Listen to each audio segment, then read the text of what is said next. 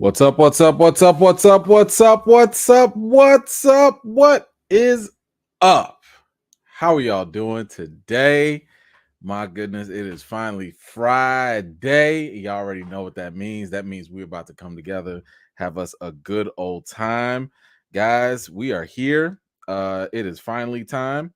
And you know what that means? It is Wakanda Forever.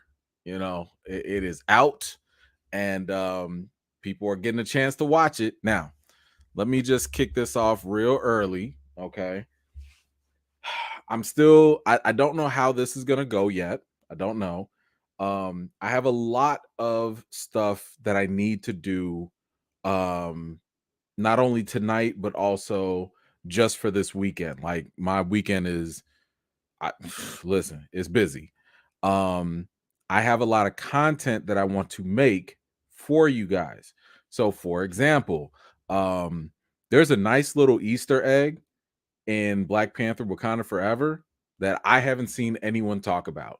And I'm sitting here like, no, none of them big YouTubers, nobody, y'all not gonna talk about this? I'll take them views. So stay tuned. This is I need to go make this video before another big channel happens to jump on it and rock out with it. I gotta make you guys that video. I'm assuming you guys would like a uh a breakdown video of Black Panther Wakanda Forever. So I will definitely take care of that. Wait, hold on now. Hold on. Let me hold on now. Hold on now. Is that actor? The actor Chris Carr? Chris Carr, what's going on all the way from the Campia show? What's going on? Wanted to say hey before the stream started. Had to let you know a student of mine was like, I follow E-Man. So I finally know what you do on YouTube. Have a good stream. Thank you, Chris. That is so awesome. And Chris, thank you so much for all the love that you have sent out and all the positive vibes. Thank you so much. I really appreciate you. And you are doing an awesome job, by the way, on the Campia show. I love it, love it, love it. Love your commentary and all that you do. So thank you so much for that. But yes, so like I was saying, I got a fire video I need to make for you guys. I'm assuming you guys would want a full breakdown, full of spoilers of Black Panther Wakanda Forever. That's something that's gonna take me a while to like go through the whole thing. So I need time to do that. What else do I have to do? If you are really anxious for spoilers on Black Panther Wakanda Forever, you can go ahead to Brandon Avery's channel, Just My Opinion Reviews. I sat down with the fellas and we did a nice little spoiler talk there. Of course, I'm gonna try and do something a little bit more in depth with my breakdown. It's just gonna take a little while for me to like get everything all together. There was something else. I'm sorry, there was something else I needed to do. Breakdown this. So today, So today, what I want us to do is at the end of this chat, at the end, so please don't come in here spoiling the movie. There still have been people that have not watched it yet. But at the same time, I also know a lot of you need to vent or express your feelings, whatever, right, about this movie. There's a lot to process. Listen, my phone has been blowing up all day. People calling me up like, yo, I need to talk about this. Like, yo, we got to talk. Yo, like I felt like I was a therapist to a whole bunch of people. So I felt like, you know what, if my people are doing this, I know my people are doing this as well. So I'm going to do the best I can. I can't get everybody in here. I can't highlight everything, but towards the end of the chat, I'm gonna kind of, see if, just try and highlight people's reactions to Black Panther Wakanda Forever. That moment at the end, I'm gonna open it up for spoilers. So y'all, if y'all want to post spoilers in the chat, you can do that. I'm gonna give people that don't want spoilers a chance to leave, and then we can kind of have those couple of minutes just because I just want to see where y'all feeling with this, where y'all fall in. So we'll say that for the very end. but I think that does it. I'm going to do my best. I know I always promise this and then it never happens, but I am going to do my best to kind of get through today's live as quickly as possible. Not because I don't want to hang out with y'all, but because I got to go work for y'all. I got to go make this video and I got to go do the breakdown, and I'm tired. If I got to be real honest, I'm tired. I just came back from doing the watch party, which was amazing. I mean, shout out to the people that actually came. Keith was there, our very own Rhonda was there. Shout out to everybody else that made it out. It was a magical night to me. I mean, we had music, we had spoken word, we had a photo shoot. Like, yo, this was everything, and shout out to Mrs. E-Man for just really coming through. Had the balloon set up, we had desserts and gift bags, the kids got posters and hats, and oh my, like, when I tell y'all I was this close, just the thugs here almost came out just real close. Oh, such a beautiful thing, such a beautiful thing. And it was everything I had hoped for. It was everything I hoped for and then some. So luckily I do have some video for that. That's another thing I gotta go do. I gotta go get the video for that, put it all together, get all the pictures, make some of y'all jealous for not showing up. No, I'm just playing. No, but I do want to make a video of that so you guys can kind of see what it was like. And I mean, my goodness, just the outpour of love, people donating to the Wakanda Forever challenge. So let me just say, for real, thank y'all so much for coming out. Or even if you didn't come out, if you just supported the Wakanda Forever challenge on GoFundMe, whatever it was, thank y'all so much for that.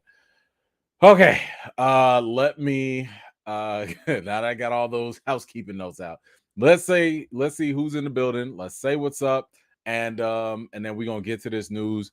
And I got to get to work. I mean, y'all see I came straight into work clothes. Like, I'm finna I got to get back to work. Let's see. Kenny Pierce is here. What's going on, Kenny? Thank you so much for making it out. Ms. Harper, always a pleasure. Thank you so much. That's my squad, top vet in the building. Thank you so much. AJ, what is going on? How are you?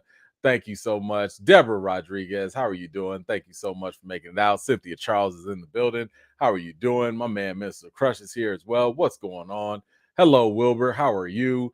Let's see. Robert is here. What is up? What is up? Kristen Pratt is here. Let's go with the Mod Squad and the vets in the building. Thank you so much. Back to back vets. I spoke too soon, and back to back mods. We got Rim 17 in the building. Thank you so much. Let's see. You're not feeling good. Oh no. Oh no. Okay. All right, Rims, you got to take a seat. That's all good. We're gonna hold it down for you. Hope you get better. Thank you so much for all that you do. Let's see. My little homie Aubrey. Yeah, what happened? Sorry for not having time to go down to the movie. You at school. School. Yeah, I guess you gotta stay cool and be in school, I guess. But we did miss you, and it's all right. We'll, next time I will see you. But thank you so much, Aubrey. I appreciate you for being here tonight. Let's see. We also got SJ Evans, another Mod Squad and vet in the building. How you doing? Thank you so much for all your work. My man Nelson V is here. What is up? What is up? Let's see. There we go, Rhonda. I see you. Thank you again, Rhonda, for coming through. I really appreciate you coming through. And it was great meeting you and great seeing you. Let's see. Callow, thank you so much for making it out. Minecraft girl, hello. Thank you. You're watching What If? Okay, good. I hope you're enjoying it. Let's see. I really love What If. I really like it. Gray, what is up, man? How are you? So me, what's going on? How are you? Kimmy J is here as well. Thank you so much. Let's see. Karen, hello. How are you? Thank you so much for making it out. Sean, how are you doing? What's up? Shauna, hello. Good to see you again as well. Hold on. There we go. Loki, what's up? How are you? I see people are coming in. Pamela's here. Hello. Let's see. Jordan. Yeah, we're gonna talk about BP2. I'm gonna get, like I said earlier, I'm gonna give people, listen, first of all, you got my spoiler-free review. Okay, so for the people that don't want spoilers, you got that. And I just dropped part 1 of my interview with Nate Moore. So you definitely got to go check that out if you have not already. So you got that for now. I'm about to get working on this Easter egg thing for y'all because I'm pretty sure a lot of people missed this. And then I'll do the full breakdown coming up. And then of course y'all can go to Just My Opinion Reviews for our spoiler review panel right there. But at the end of this chat, like I mentioned earlier, we are gonna have a little space to talk about it. So, but thank you so much, Jordan. I appreciate you for being here. My man Terrence is here. What is going on, sir? How are you? Buck, oh, what's up? What's up? Thank you for making it out. Tracy Lee, how are you doing? Let's see. Destin, hello. Good to see you too. Theo, what is up? How are you? Let's see. AJ, hello. Steven, what's up? Wakanda Forever, what is up? Martez, hello. Jared, hello. How are you? Pam, what's going on? Just, what's up? Hello. Black Prophet, I see you. Alib, how are you doing? Who else? I see CJ is here. Hello. Lanita, hello. You made it, right? I don't know if I ran into you or not, but I think you were supposed to come to the watch party, but I hope you had a good time in case you did. But thank you so much for making it out. We gave our little shout out to Miss Chris Carr. Thank you so much for being here as well. Let's see, Kiki West, I see you. Who else? Jeff, what is up? How are you? Matt, I see you too. Let's see. Jill, what's up? How are you? My man Angel's here. Another Mod Squad in the building. Marsha Reese is here. What is going on? My man Jason is here too. What's up? Daniel, I see you. My man Marv, main man Marv. What is going on, sir? Good to see you. And let's see, I got Ronan, and shout out to everyone that has made it out tonight. I really appreciate you all for being here. Really means a lot to me. Let's see, Jordan, what you got? Yo, we definitely need that BP2 counseling session at the end. I know. Like it's a lot. We're gonna talk loose spoilers. We'll talk about some things. We gonna vet. Okay, we're gonna process, and then later we're gonna analyze when we do the full breakdown, right? So we're gonna get the emotions out first. Don't you worry, we're gonna get that. But thank you so much for the contribution. I really appreciate you. Let's see who else I saw.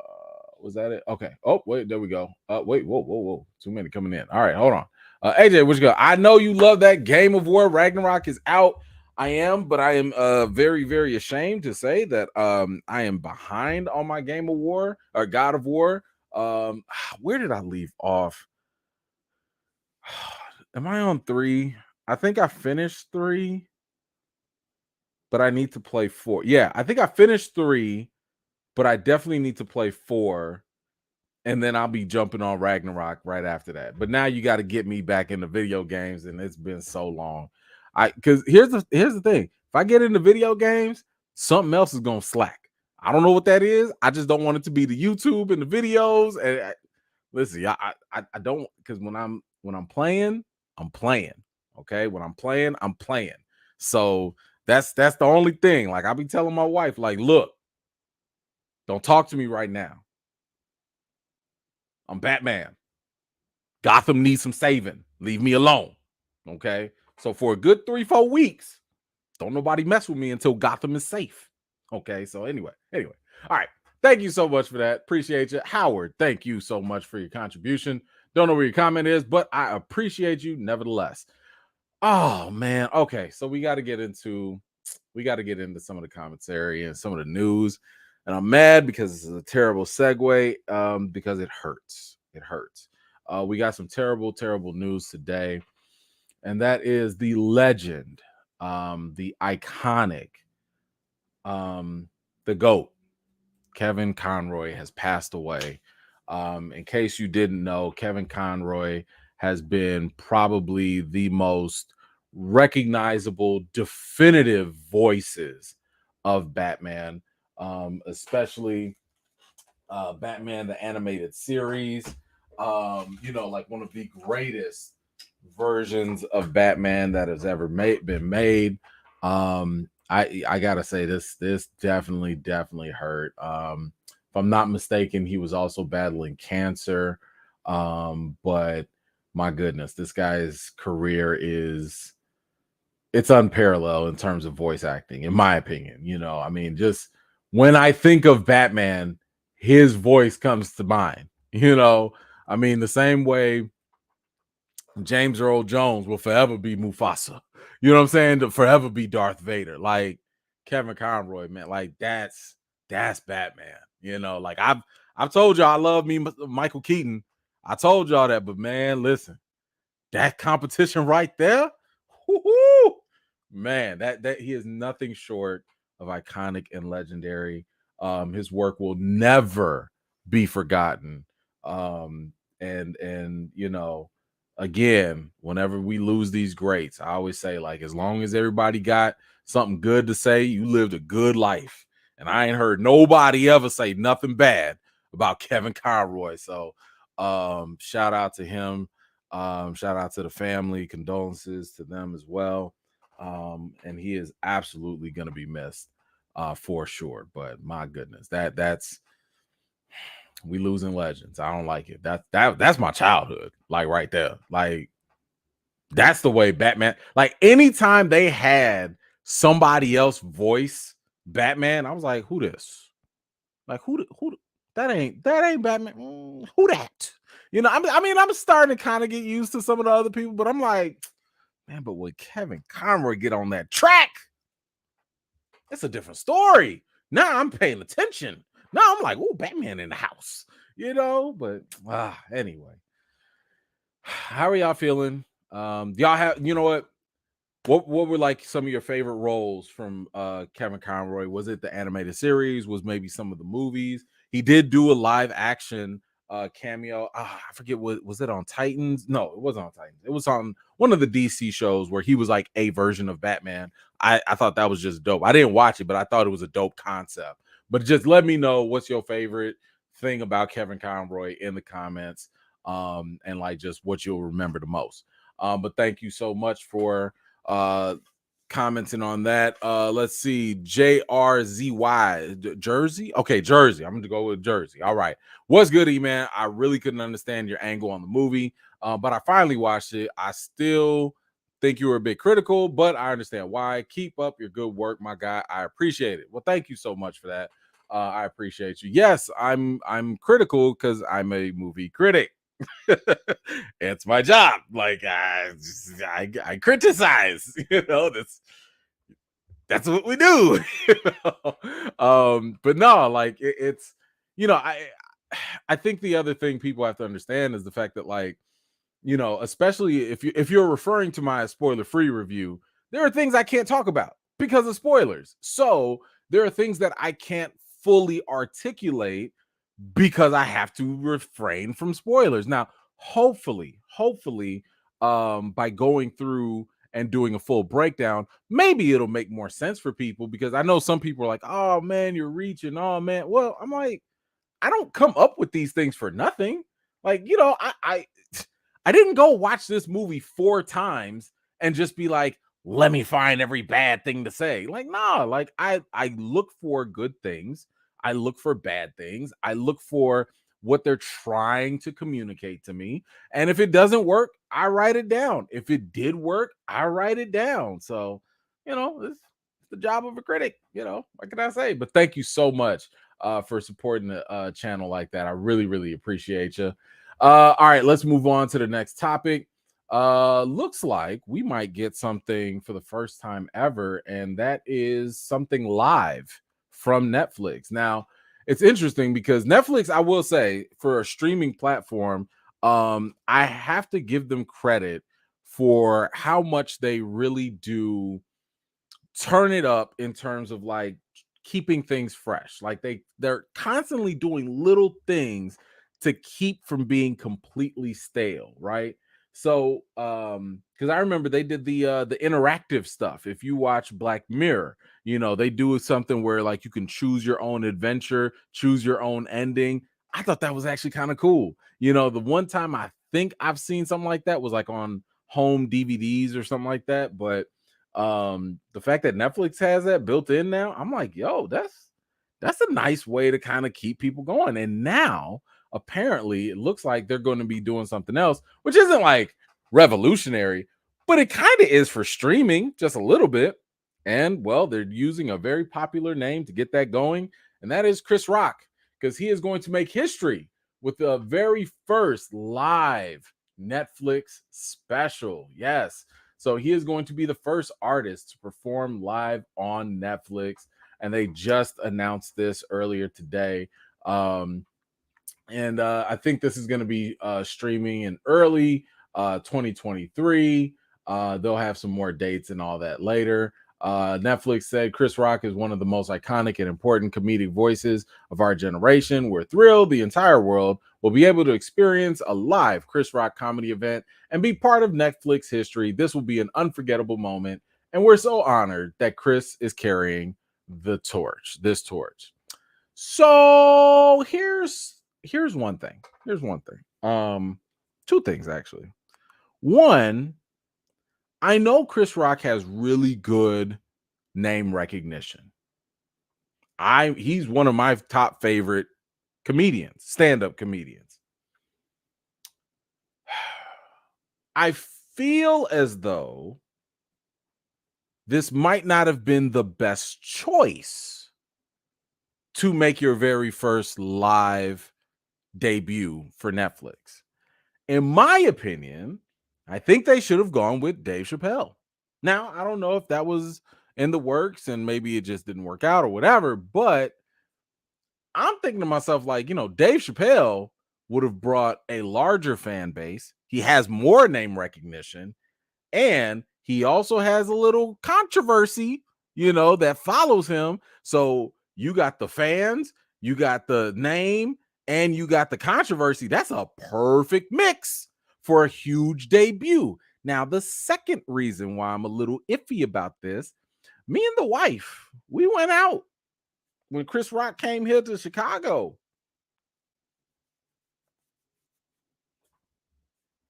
It was all right. It was all right. So I'm like, bro, if that's what you're gonna bring to the Netflix Live, I don't know. Unless he got some new material. Now, I will say his set about the slap, because of course he's gonna talk about the slap. His set about that was good. It's just that it just kind of, that was, it was kind of like, yeah.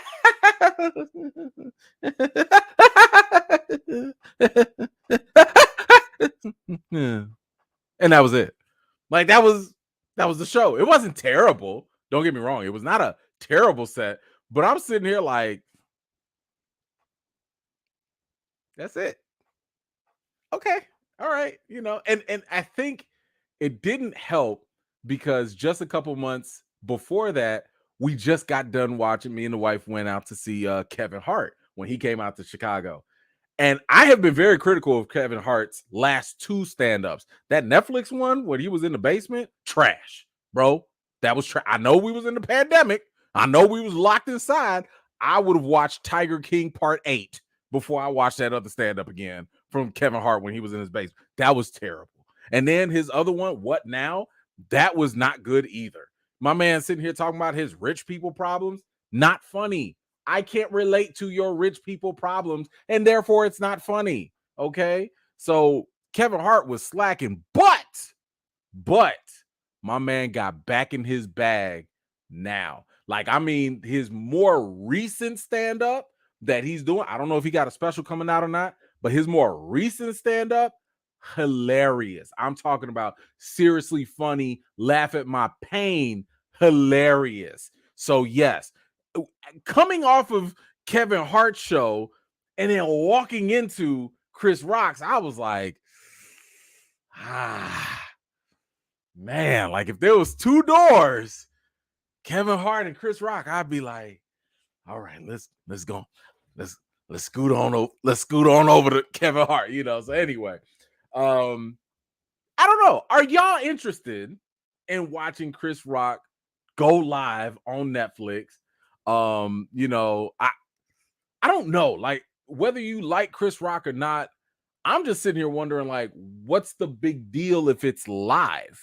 You know what I'm saying? Like, usually the cool thing about live events is that something unpredictable could happen and you might not ever catch it again. So I wonder, maybe, and if Netflix is smart, if I'm Netflix, I would advertise and I would tease the hell. I would extract this. You better tease Chris Rock talking about the slap, because honestly, that's gonna be the biggest hook. That's gonna be the one thing that most people are gonna be like, all right, I'll tune in for that. I could be wrong. Y'all let me know. Y'all let me know. But I think that is the main thing people are gonna look for with Chris Rock, is what he's gonna talk about with Will Smith. So anyway, y'all let me know, how do you feel about Chris Rock going live and you know, doing this thing on Netflix? Will you be tuning in? Is this something that you're interested in? Let me know your thoughts in the comments down below. All right, so let's move on. Oh, wait, hold on. I think I got a comment. Hold on, let me grab these. Let me grab this real quick. My man Tang. Wait, there we go. Tang, what's going on? Went to see Ali Sadiq. Dude was funny as hell. He had us rolling. That's dope. You know who else had us rolling? Dion Cole. Dion Cole was great. Now, if I had to order everything, it was kind of like Kevin Hart, Dion, then Chris Rock, in that order. But Dion Cole had a fantastic show, and we got to meet him too, so that was also pretty dope. But yeah, he had a great show, and I thought that was really cool, because you know, he from the Shy too, so like it was really dope just to have him here, sell out and do that. But yeah, I gotta check out this Ali Sadiq. Like, I'll definitely check that out. But thank you for that. Appreciate you, brother. Let's see. Hold on, let me go. Okay. By the way, Dion has like probably one of his best works on Netflix. Like, it's not the one from like this year. I haven't seen it, so I don't know. But the one from like a year or two ago, that thing was hilarious. I mean, highly recommend that Dion Cole special on Netflix from like a year or two ago. That thing was, welp. That was his best work by far. So please go check that out if you get the chance. Actually, this is a good little segue. So as we know, we just got done talking about Chris Rock. He was offered the job to host the Oscars yet again, right? But you know, after the whole slap fiasco and everything, he declined. He was like, "Nah, I ain't trying to do that. Like, I'm good, right?" He was good. Okay, well, you know, I can't fault him for that, right? Like, if that's how he feels, that's how he feels. So now the question is up for the Academy to be like, well, if it's not going to be Chris Rock, like, who do you get? Like, what do you do? Like, who's going to be the new host of the Oscars? And you know what? Like, you have to find somebody reliable and someone that will keep, you know, get the people going. And I mean, like, you know, when in doubt, Jimmy Kimmel, right? Woo! Yeah. Yes, that'll get him. Yeah. So Jimmy Kimmel's back again. Like, I feel like this is the safest pick that they could have found. Like, y'all ain't got nobody else. Like, no, like, y'all really want him to be the next Billy Crystal. You know, like, Billy Crystal was holding it down for a long time, and shout out to him. But Jimmy, okay, like, nobody else. Nobody. You know who I would have loved for them to get? And I don't know if she would have been up for it. Two people. I would have loved to have either Issa Rae or Quinta Brunson. I would have loved to have either one of them hosting the Oscars. And that's just they just came off the top of my dome. I don't know, but either one of them I would have taken. I would have taken that. But Jimmy Kimmel is absolutely safe, and I'm just saying it's not a knock against him. It's just that I don't think that he's. This is a guy who just got fresh off of laying on the ground in front of Quinta, by the way, disturbing her moment.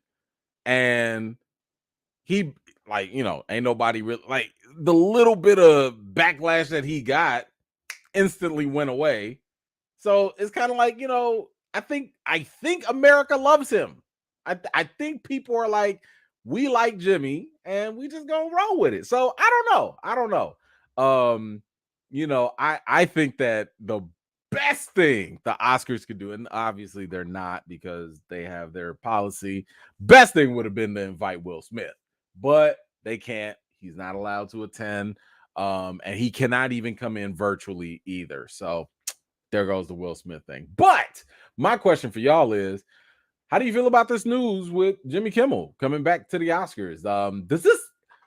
Does this make you want to tune in? Now, I know a lot of people might be like, forget the Oscars, I don't watch them. But my question is, are you interested in tuning in because this is the Oscar right after the slap? So there's going to be a joke about this. There's got to be a post-slap gate joke somewhere. So I'm just saying, and Jimmy ain't going to care. Jimmy going to drop something in there. So let me know, do y'all at least, okay, maybe you're not going to watch all the Oscars. I get that. But are you at least going to tune in for the beginning monologue? Are you going to come in and just be like, I just want to see what they say in the first 5 minutes, and then I'm going to dip out? Would y'all do that? Maybe. I don't know. I'm gonna read the comments later. But anyway, thank you. Let me know what y'all think in the comments down below. All right, let's move on. Y'all so mean. Y'all like nope. Karen, what you got? Joe Coy, love his comedy. You know what? That's not, Joe's not bad. I have not watched enough of his comedy. I remember watching him a long time ago on Comedy Central, back when they would have comics on at like 4:00 in the morning. So I do remember them there, but that wouldn't be bad. That wouldn't be bad. I mean, I don't know if because you also need, I don't know if he's a big enough name either. I don't know. But anyway, good one. Thank you for that. Stephen Colbert could do it. Stephen Colbert could absolutely do it. Now I would like that pick. That would be good too. But thank you for that. All right, let's move on to the next one. All right, so my gosh, I don't know why this is a thing. I don't know why this is happening, but apparently America has a thing for killers. I don't know why. I don't know how, but apparently we're doing more. I don't know if y'all have seen this or if you've watched it on Netflix or not. The Dahmer series with Evan Peters, I believe, was number one on Netflix for a while. It was doing very, very well. A lot of it was getting to the point where it was getting so popular, people were almost starting to fetishize about it. They were like infatuated with it because even though the series doesn't, in my opinion, it doesn't glamorize Jeffrey Dahmer, in a sense, it still made him more popular, right? Because it put a face to the name and a visual and stuff like that. And now, of course, hey, if there's money, if it makes dollars, it makes sense. Looks like we're getting more killers. So Ryan Murphy, who created the whole series, is renewed for 2 more seasons, and now with different killers. Yeah, so I don't know exactly which killers. Let me see. What do they say here? Audiences can't take their eyes off Monster and the Watcher. The creative team of Ryan Murphy and Ian Brennan on Monster, along with Eric Newman and on Watcher, are masterful storytellers who captivated audiences all over the world. The back-to-back force of these two series is due to Ryan's distinct original voice, which created cultural sensations, and we are thrilled to continue telling stories in the Monster and Watcher universe. Yes, so yeah, I mean, my issue with this is just the fact that like it got to the point where people were literally dressing up as Jeffrey Dahmer. You know what I'm saying? Like people were, we knew that memes were gonna come around. But memes are always gonna be a thing, whatever. But the fact that like you got little kids dressing up as Jeffrey Dahmer, like, this is one of the reasons why I'm very grateful that social media wasn't around during like the 80s and 90s.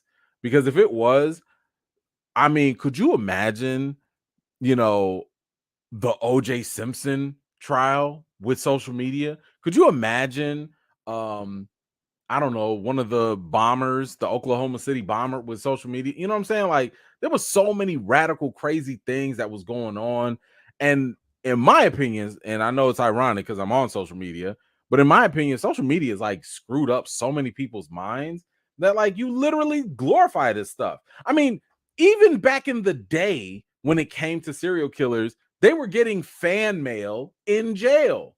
So just think of the amplification that the internet and social media brings to those. If it could bring that small group of people and make it more widespread, that's crazy to me. That is wild. So I don't know. I know in the Dahmer series that there, during that time, Wayne Gacy or whatever was also a serial killer. So that could be a series. Who knows? Maybe they do a Charles Manson series. I don't know. I don't know, but one way or another, I'm just more worried about more glorification, rather than the actual lessons that some of these shows actually teach you. So if you have seen it, I would recommend it, but only if it seems okay for you, right? Because like some things you don't need in your mind, right? And I'm not saying this show was like super gruesome, but some things you don't even need to conceptualize. But what I did appreciate about the series, because I did finish it, was that it was a really good highlight of how terrible the police system was back then, and how white privilege was also fully exercised throughout that time, and how the homosexual community was victimized. The black, LGBTQ community specifically was victimized by this guy for, and it was infuriating to see how it was going on and why it kept going. So I mean, if you want to get on your nerves, go ahead and watch it. Niecy Nash, beautiful, great, awesome, um, great performance in that. But yeah, that for me, the social messages was the biggest thing that I took away from it, at the very least. But yeah, outside of that, be careful, guard your brain, protect your peace, whatever you got to do. If you don't feel like watching it, don't feel like you have to, just don't. But anyway, how do you guys feel about more killer series coming out? Which means even if you don't watch them, you're gonna hear about them. You're gonna have your friends, people talking about. I'm not gonna lie, these Ryan Murphy and his team, they do tell good stories. Like they get, whenever you see the average person talking about a show or something, that's because they did something to get them. They did something to hook that person. So I ain't gonna fault them. They do good stories. But anyway, y'all let me know how you feel about more killers coming up. Okay, moving on. We got Star Wars updates. Now, I've been saying for a long time, as you know, that Star Wars, especially when it comes to the movies, lacking. They've been lacking, and it's been a problem. We already talked about their genius strategy that is going to be moving forward, which is to get it right. So now that we know that Star Wars finally understands the basic concept of trying to do better. One other thing that's been a problem with them, and I don't think it gets talked about enough because Nothing ever happens. I'm so sick and tired of Star Wars constantly coming out, or news about Star Wars coming out saying XYZ is going to be a new director. Like, oh, we got Ryan Johnson, Last Jedi, Knives Out. He's going to do another Star Wars trilogy. Where? Kevin Feige, he's going to do a new Star Wars movie. Where? Taika Waititi, he's writing a new Star Wars movie. Why? Patty Jenkins, Wonder Woman, she's gonna do a Rogue One, or not Rogue One, Rogue Squadron. She's gonna do a new show, movie, whatever. Canceled.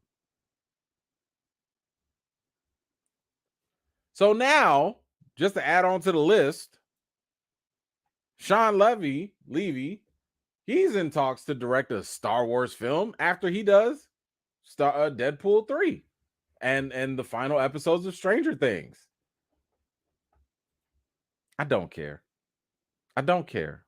I don't care. Why? I don't like y'all have a history. Hold on. Matter of fact, here's why I don't care. Because what did I tell you? All they do is announce stuff and don't nothing pop off. You know who else got announced?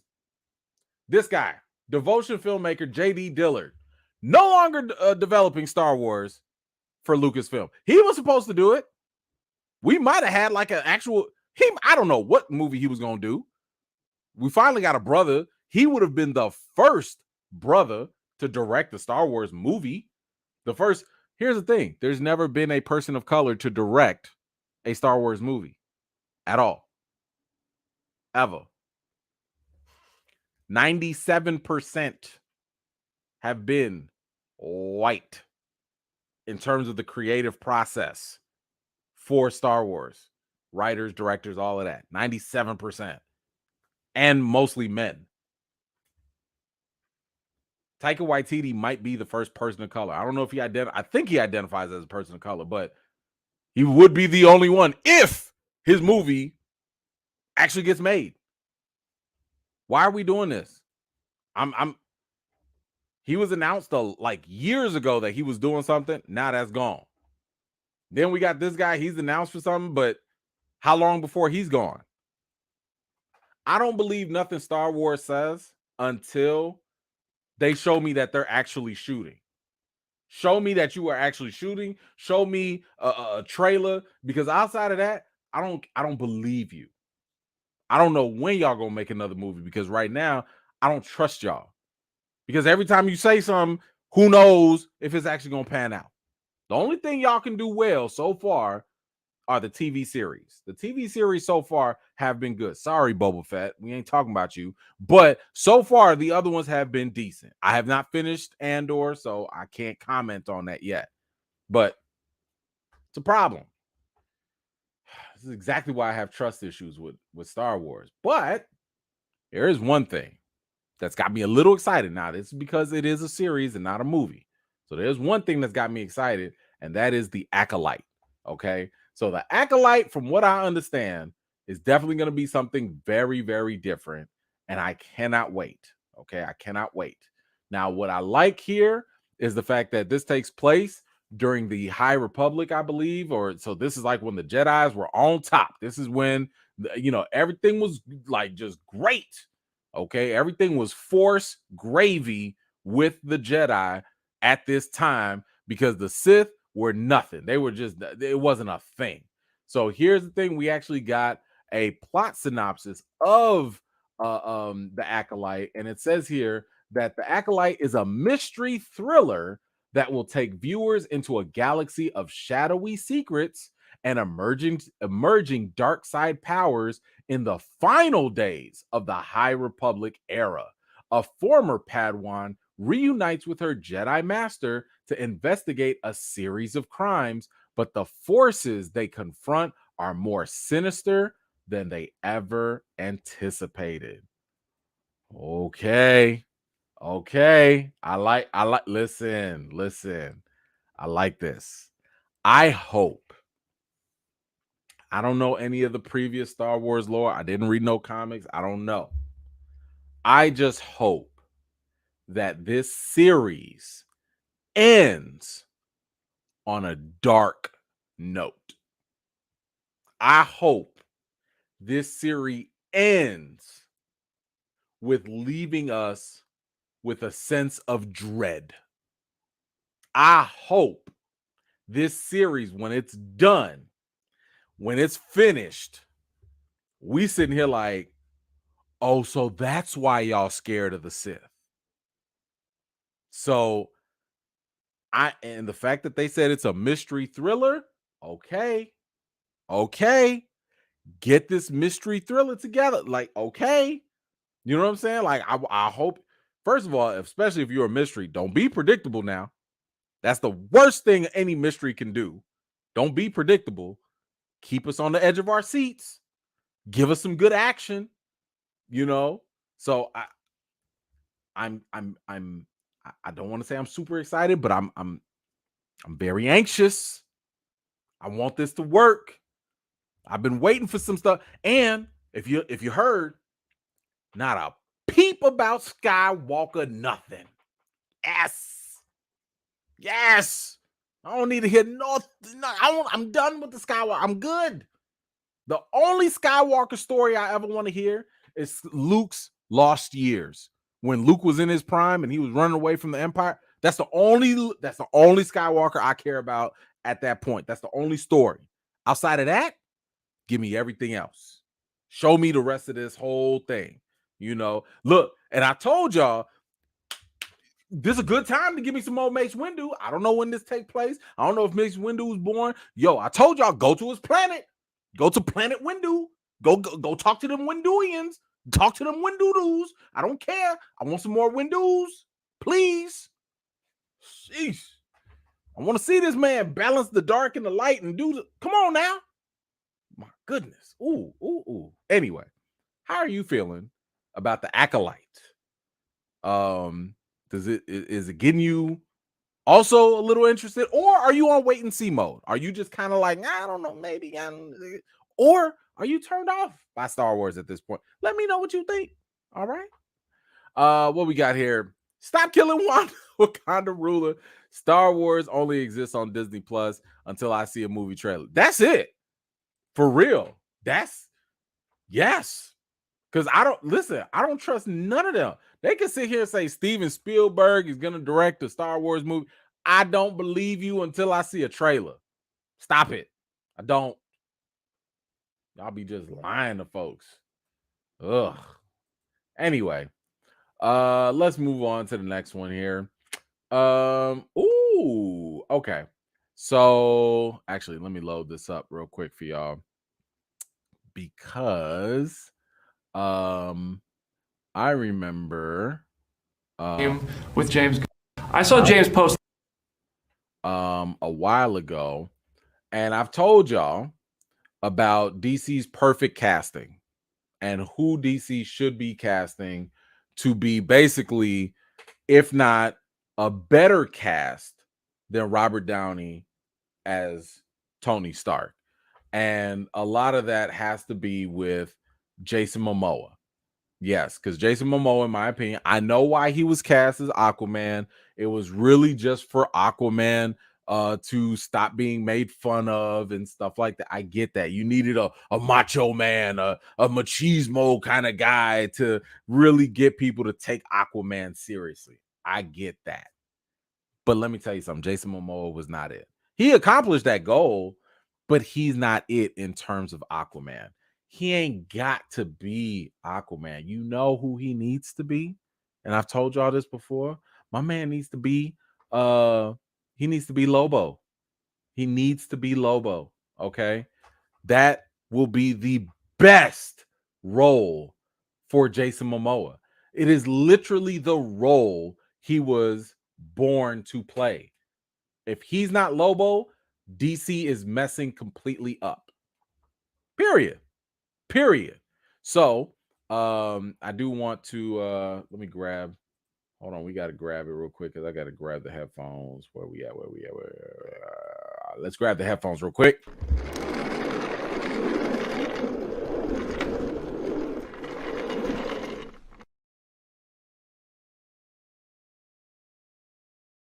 Okay, so I did have that clip of Jason Momoa. This is a clip from the interview. So here's just a little quick setup. What ended up happening was James Gunn, as y'all know, James Gunn is now the co-CEO at DC, where he's basically the Kevin Feige for them, and he's in charge of like everything, movies, TV, animation, all of that. And there's a new social media platform. What is it called? Mastodon? Yeah, Mastodon. What is that? The Black Power Ranger elephant, whatever. Anyway, so since people are leaving Twitter, they're going to this Mastodon. It ain't gonna last. I don't care what they say. But the very first thing that James Gunn posted was this: a picture of Lobo. Let me make it a little bigger for y'all. He posted a picture. Tell me that ain't Jason Momoa. Tell me that's not Jason Momoa, the biker, the biker guy with the long black hair, the muscles. All he does is say, "My man." Come on now, that's not him. That's not Jason Momoa. Stop playing. Stop playing. Anyway, with that post, and he didn't post any context or anything. That's what this interview is referring to. So let's check out what Jason had to say when this was brought up to him. Let's get this loaded up. Okay, let's see what he had to say right here.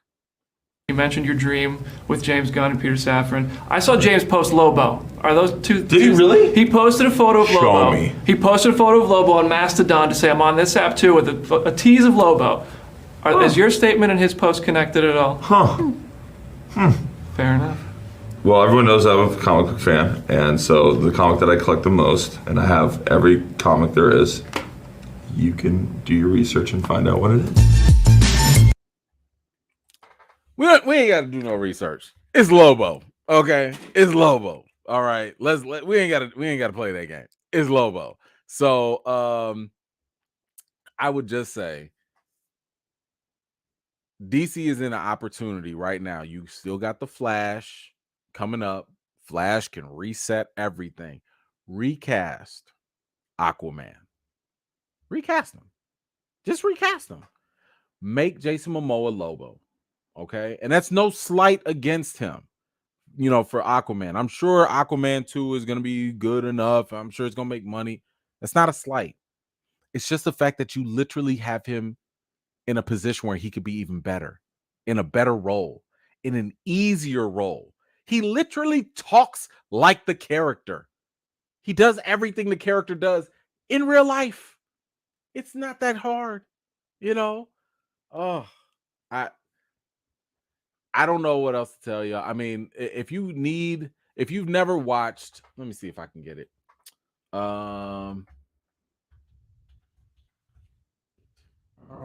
There is a DC animated movie that I think you should absolutely check out. Is this it? Yes, it is. Okay, here it is. Let me get that in here. Superman, Man of Tomorrow. I want y'all to go see that if you haven't already. Superman, Man of Tomorrow just came out. It was in about 2 years ago.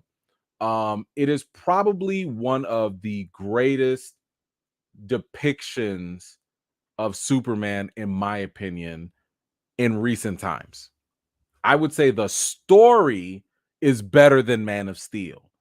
I would say that it has, even, because it's animated, no one's going to compare it to Christopher Reeve, but I would say for a Superman story, it is one of the best because it literally deals with Superman being a foreigner, being an alien, and having to adapt. And of course, there's a special guest in that, special cameo in that, and you definitely want to see that. If you see that and you see the potential of Lobo in this movie, if you don't see Jason Momoa, I don't know what else to tell you. I don't know what else to tell you. So that would be my opinion on what they need to do. They got to recast my man. Jason Momoa has to be Lobo. Like, it's just it makes way too much sense it makes way too much sense. Like, you have to make him Lobo. Anyway, what do y'all think? Maybe he's not Lobo. Maybe you want somebody else to play Lobo. Please let me know who you think it should be if it's not Jason Momoa. And please do not say Roman Reigns, because Roman Reigns cannot act. He can't act. It's just, think of the acting first before the look. We have makeup and prosthetics, but you can't give someone acting. You know, you got to get the actor first. But anyway, let me know what y'all think in the comments down below. Right, Kiki, what you got? All I'm going to say is Namor will wash and mollywop Aquaman. Ooh, which one? If we talking about movie editions, this is correct, because Namor is actually a fighter, and Namor's got them hands. You know, he will Imperious Rex you all day long. So yes, that's actually very accurate. So I would go with that. Thank you so much for that, Kiki. I appreciate you. Let's see, CM, what you got? Jason Momoa in Fast 10 is going to be epic. Okay. All right. Sure. All right. Sure. Yeah, we'll see. We'll see. We'll yeah, okay. All right. Thank you for that. I appreciate you. What do we have next? Spider-Man. All right, everybody likes Spider-Man, right?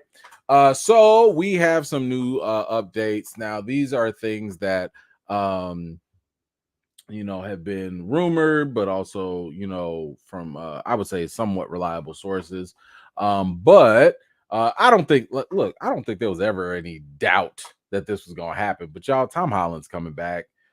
There is a new rumor out there, or a new report saying that he is locked in to another Spider-Man trilogy with Sony and Marvel.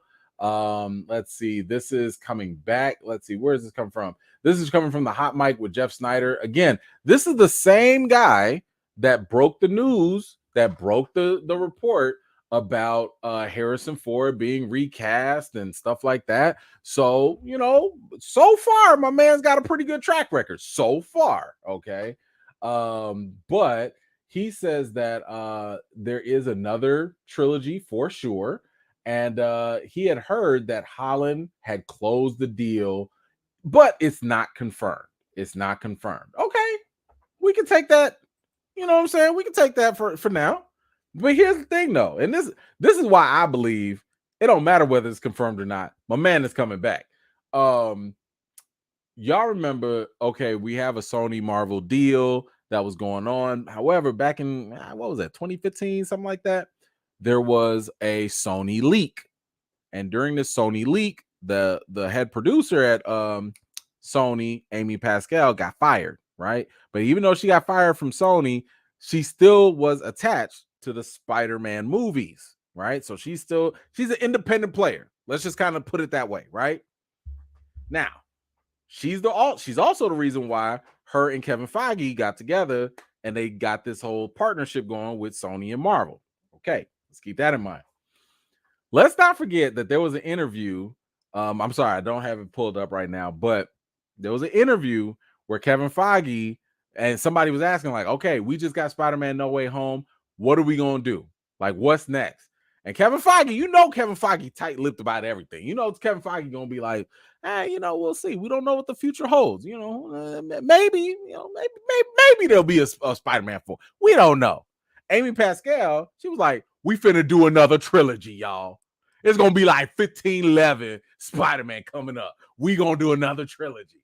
You know, Kevin Feige was like, you bald-headed demon. You know, like, Wakanda Forever joke for y'all. But, you know, like, Kevin Feige was like, what? Like, if you don't shut up. But here's the thing. Amy ain't got nothing to lose, right? This is what happens when you're an independent player. Like, you ain't got no attachment. Like, who gonna tell you anything? You co-partners with Marvel. They still need you just as much as you need them. So I'm sitting here like, yo, I believe Amy. I believe her. If she says y'all got 6 more, 3 more, another trilogy, I believe her. I know Kevin Feige ain't gonna tell us nothing. She gonna talk. And I bet you she ain't finna be in no more interviews. Hey, nobody, Marvel's like, please don't talk no more. Please don't. Because you just gonna, don't. So, of course, signing Tom Holland totally makes sense. And that is not a surprise, I don't think, to anyone. But we do have some more Tom Holland Spider-Man news. And I don't know if this is good or not, but supposedly Tom Holland's Spider-Man is rumored to appear in Spider-Man in Into the Spider-Verse Part 2. So I think that let's see, who is this according to? Do we get who it was? Oh, okay, Cosmic Circus reported that Tom Holland Spider-Man from the MCU will be a part of the upcoming Into the Spider-Verse sequel, Across the Spider-Verse. It's not known if Holland himself will be back to voice the role, but there has been word that the character will appear in the film. Okay, so here's my only thing. I got nothing against Tom Holland. I got nothing against what one of the issues I kind of have is, and I really hope this does not become a thing. I just want Miles to shine. I want Miles to be the center and I don't want Peter Parker to become a crutch. Like, I know that Miles's story is based off of Peter Parker. I get that because he comes from a different universe. But in my opinion, I don't want him to just be a Peter Parker variant type of thing. I don't want him to, I don't want audiences or studios to think that we can't have a successful Spider-Man movie unless Peter Parker's there. You know what I'm saying? That's what I mean by, like, I don't want him to be a crutch. I want the stories to revolve around Miles and to center on him. And like, he's a good character. He's got some great things about him. So I don't know.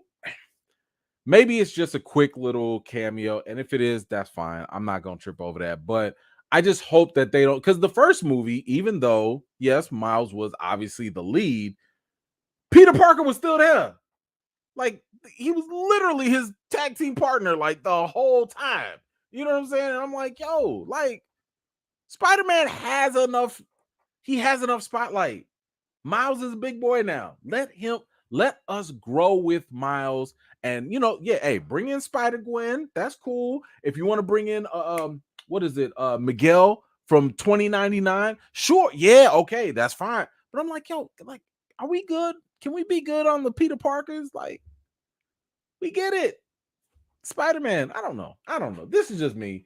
I'm just hoping that they just kind of chill with it. I would like to just see Miles shine on his own, build up his story, let his character develop, and be his own person. That's just me. But anyway, what do y'all think about Tom Holland coming back for like 50-11 different Spider-Man movies and potentially coming into Spider-Man Into the Spider-Verse? Let me know what you think in the comments down below. What else do we have? Okay. This actually goes right into what I was talking about. But here comes y'all boy Sly Stallone. All right. Y'all know Sylvester Stallone has single-handedly made boxing movies great with the Rocky franchise, right? It's a staple in film in the film industry at this point. Rocky is fantastic. It was so great that we also got the spinoff series with Creed. And with Creed, obviously with Michael B. Jordan, leading that. The whole story was about Adonis Creed losing his father, Apollo Creed, who died, and trying to make a name for himself, right? Like, he's like, yo, I know people know me for my dad, but at the same time, I want to be my own man. That was the entire premise of Creed 1. I want to be my own man, right? Then, and I love Creed 1. Creed 1 was fantastic. Shout out to Ryan Coogler for doing a wonderful job with that. Then you had Creed 2. And when Creed 2 came out, Rocky was still there. I was like, Rocky, why are you here? Like, bro, you should have died. You should have died when you had cancer. And I'm not wishing death on nobody. I'm not trying to play down cancer. I'm just saying the way the movie was going, it would have actually been a little bit better if Rocky would have died, because the way his character was portrayed, I think Stallone would have won an Oscar for that performance, you know? But all I'm saying is this: I don't want Rocky's character to be milked throughout the franchise, because he's always going to be the shadow. He's always going to be a shadow over Creed. Like I said, the first movie was about, I want to stand on my own 2 feet. I don't want to live in my daddy's shadow. Well, guess what? In Creed 2, you was living in Rocky's shadow. How? Because now you bringing in Drago. Yeah, Drago had some beef with your dad and stuff like that, but it almost became a Drago versus Rocky movie again. And I'm like, yo, the focus on Creed is getting distracting, because now I'm like, ooh, what's going on with Drago and Rocky over there? And okay, Drago's son and this and that. And I'm like, yo, I almost forgot about Creed. So again, I just don't want Rocky's character to become a crutch. Same like I was just talking about with Peter Parker. Now, here go the beef. Stallone calls Creed 3 a regretful situation for the Rocky franchise. Oh boy. Stallone, why are you mad? Why are you mad? He said here that this is a classic case of Creed, them going around and trying to continually cherry pick aspects of Rocky without even asking me if I want to join in, citing the other Drago spinoff rumored to be in the works. And he says, I'm not an executive producer on the Creed movies. Ryan Coogler is. Michael B. Jordan is. Ian Winkler and Robert Cardoff's children are. Not mine. I'm the only one left out. He goes on to say that's a regretful situation because I know what it could have been. It was taken in a direction that is quite different than I would have taken it. It's a different philosophy. Irwin Winkler and Michael B. Jordan's, I guess it's their different philosophy. I wish them well, but I'm much more of a sentimentalist. I like my heroes getting beat up, but I just don't want them going into that dark space. I just feel people have enough darkness. Okay, here's the thing. This is not the first time Stallone has been upset about the Rocky franchise going in different directions.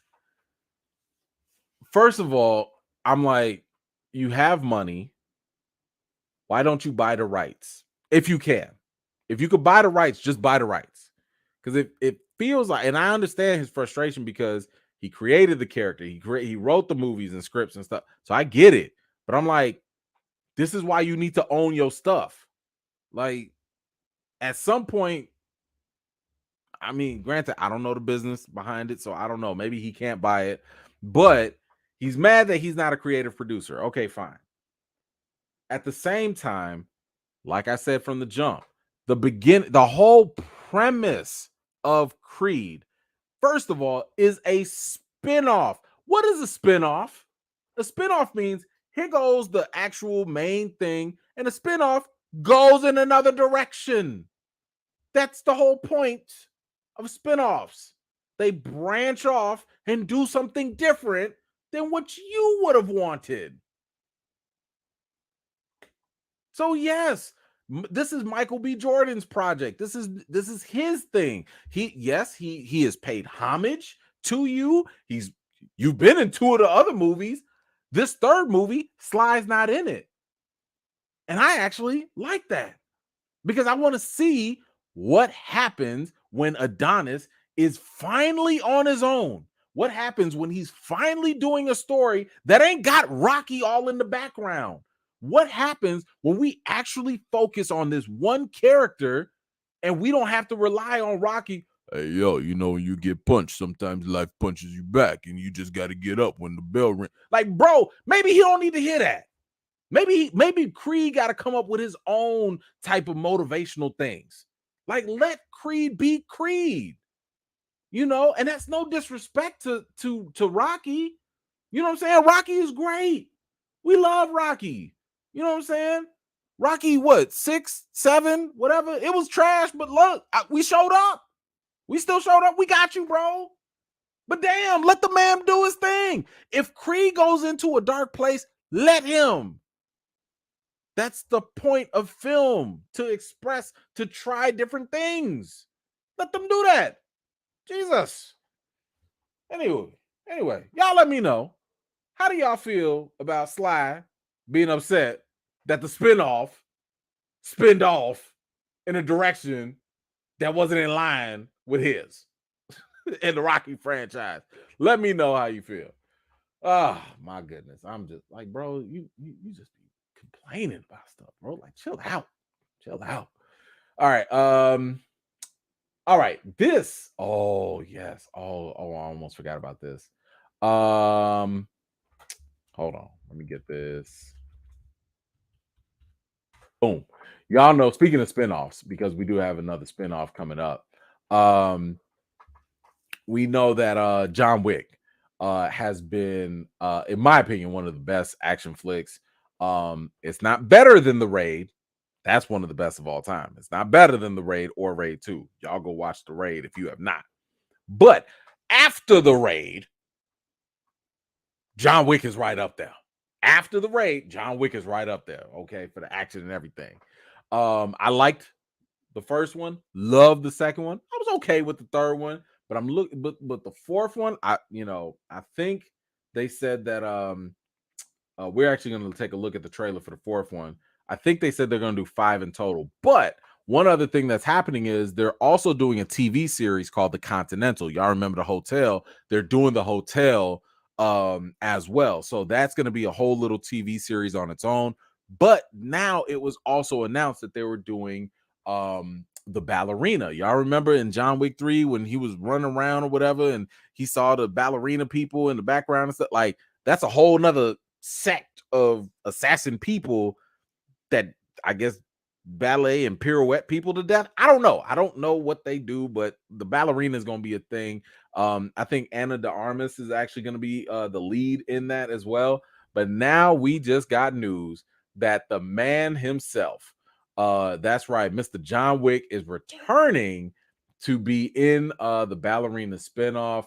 I cannot wait. I think that is great just to have him, whether maybe it's just a quick cameo. I don't think it'll be nothing too big because it's not his movie, right? Like, he's just going to be, I'm assuming, just a quick cameo.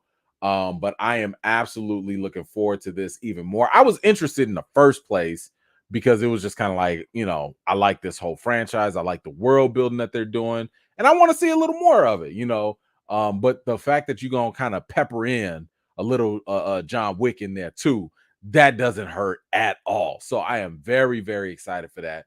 But listen, as much as I am excited for the ballerina, it don't mean nothing compared to John Wick 4. Look, the trailer came out. I was way too busy. I had my watch party. I had all this stuff I was doing, so I did not see it yet. But of course, I saved it so we could watch it here. Let me load this sucker up because I have been waiting for this for a long time. I've been wanting to see where they go with this story, what they about to do, how they about to do it. I don't know if y'all seen it or not, but I need to watch it because I love John Wick and I need this to happen. So let's get ready.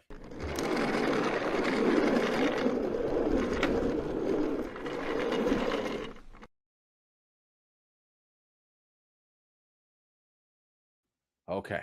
All right. So let me get this out the way. I don't want to see it all. Oh, that didn't block it at all, did it? Yeah, okay, we good. Maybe YouTube won't block me for this. Anyway, we about to check out this John Wick trailer. I don't know if y'all have seen it or not. I have not, but I want to see this right now. So let's go. Saying goodbyes? Saying hello. You think your wife can hear you? No. Then why bother? Donnie. Maybe I'm wrong.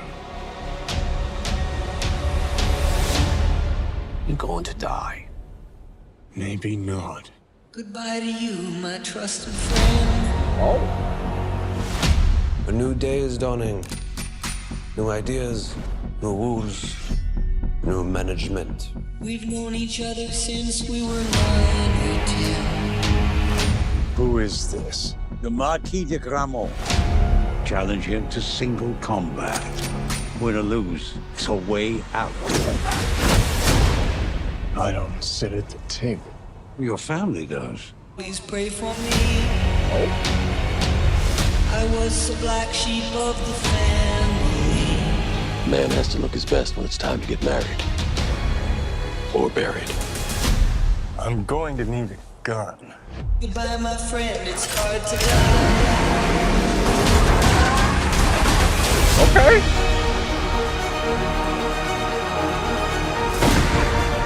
If you win, Yo, they shooting on horses. the table will honor its word. You will have your freedom. It's hard to die. Under the old laws, only one can survive. Failure to meet at sunrise It's hard to die. will result in execution.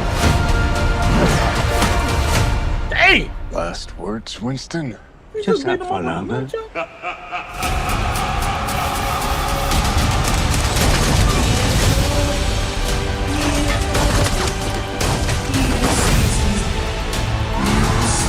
I want you to find your peace. But a good death only comes after a good life. You and I left a good life behind a long time ago, my friend. No. What?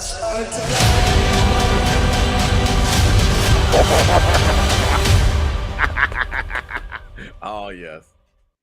Yes. Yes. Yes. Yes. Yes. Yep. Mm-hmm. Man, first of all, you had me with Donnie Yen. First of all. Then you got who was that? The It guy or whatever? The Skarsgård. Did you see my man was taking? Listen, I love the fact that they got bulletproof suits. Okay, I love the fact that they was like, yo, and that's all they need to do. I can't wait for this. I cannot wait for this. Yo, the fact that they got bulletproof suits, my man got a sword and guns at the same time. Like, like this look like an anime. This look like a live action anime. Okay. Oh my god. I can't.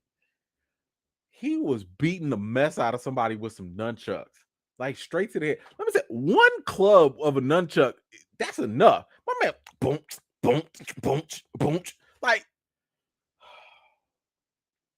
this is so violent, and I love it. It's so violent, and I love it. I mean, they on horseback. How you gonna do a ride? They doing horseback drive-bys and stuff. It's a ride-by. It's not even a drive-by. They do a ride-by. It's like, oh my goodness. Yes. You know, and this reminded me, that last scene with Donnie Yen, it reminded me of what was it? It was the Gung Fu, where we found that in the Christian Bale movie Equilibrium.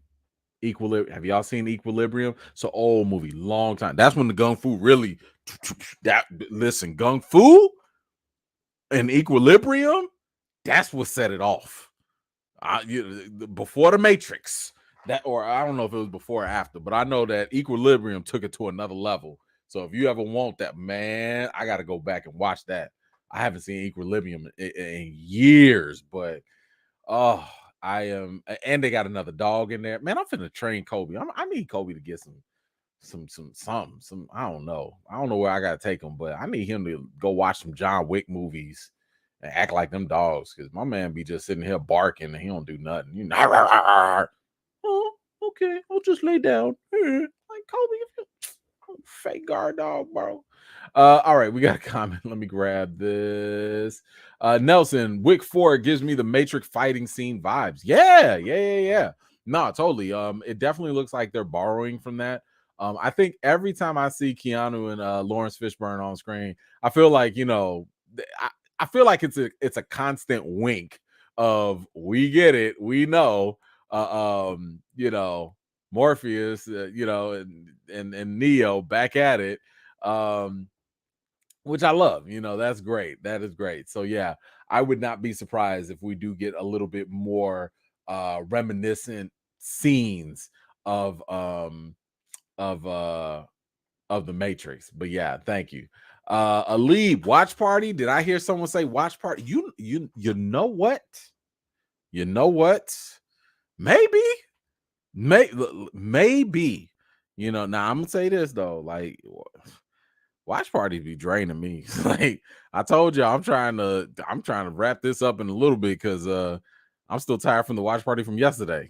So but maybe it depends on when it come out and what's happening during that time. But that's I know I will definitely go watch this movie. I know that. But thank you so much for that. Appreciate you. All right, let's keep it moving here. So we got that. Okay, so let's just get into a little Black Panther stuff. Black Panther. Let's do this. Just a little Black Panther news. Nothing too crazy. But this kind of sucks. But it looks like there might be a little trouble with Black Panther because it might face some cancellation, and it looks like it's going to be in some key markets. I think this one is for Kuwait. It might be. I know they were having issues potentially of being in France, but Disney said that they will still be released in theaters in France. The studio clarified that it won't be available on Disney Plus until spring of 2024 because of their framing network. So at the very least, Black Panther will be showing in France. Doesn't look like it's going to show in China. So the China ban might be an issue. And it is, of course, for certain things. I mean, one thing that China don't like is LGBTQ. They're not okay with that.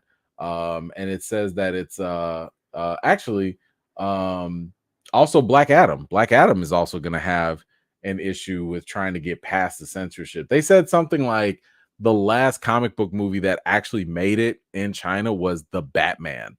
And what was that? That was like a year ago or so. So it definitely sucks. It hurts any movie that's not able to get there. I mean, China, listen, China can give a movie a good $300 to $600 million, like if not more than that sometimes. Like you're talking about a lot of people paying for money. So France is not going to get their Disney Plus Wakanda Forever until damn near a whole nother year after in 2024.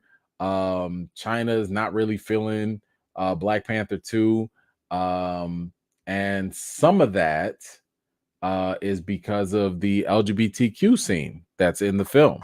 Not much of a spoiler alert, but look, they're adorable Milage, and they like when I tell you it was so minor. Like Eternals, I guess I could see that. Eternals was all in your face with it. Fine, whatever. But in Wakanda Forever, it was like, oh, what's up? Bye. Like that fast. That's it. So anyway, they might not be feeling it, but it might hurt the overall box office for Black Panther Wakanda Forever. I mean, we will see. I mean, I've said that I don't know if the movie is going to do so well just because of the nature of the content. Again, I'm not doing spoilers, but just because of the tone of the film, the emotional roller coaster that the movie brings about, I don't see people saying, hey, I got to go see this again, or hey, now I got to go bring my friends, and then I got to go bring my my family, and then I got to go bring my other friend. Like I I think this is the type of movie that most people, I'm not saying everybody, that most people will go watch. They'll soak it in and they'll be like, okay, either I like it, I don't like it, whatever, but I don't know if I need to go watch it again. And here's the other thing, it's over 2.5 hours long. Like, that's also another, like, do you really want to go through another 2.5 hour long emotional journey again? Like, that's a lot to ask. So all these little factors are kind of hitting it. I definitely think that Black Panther is gonna do fine in the first week. Second week, that's gonna be interesting to see. But before anybody starts thinking like, oh well, Black Panther is not gonna make any movie any money at all, ain't no competition. No competition until Avatar. Okay. Hold on. Let me actually show you, because I was looking at this and I was like, I don't see nothing really hurting Black Panther. So like, take a look at this. So the next week, Poker Face is coming out with Liam Hemsworth. Wait, who? Liam?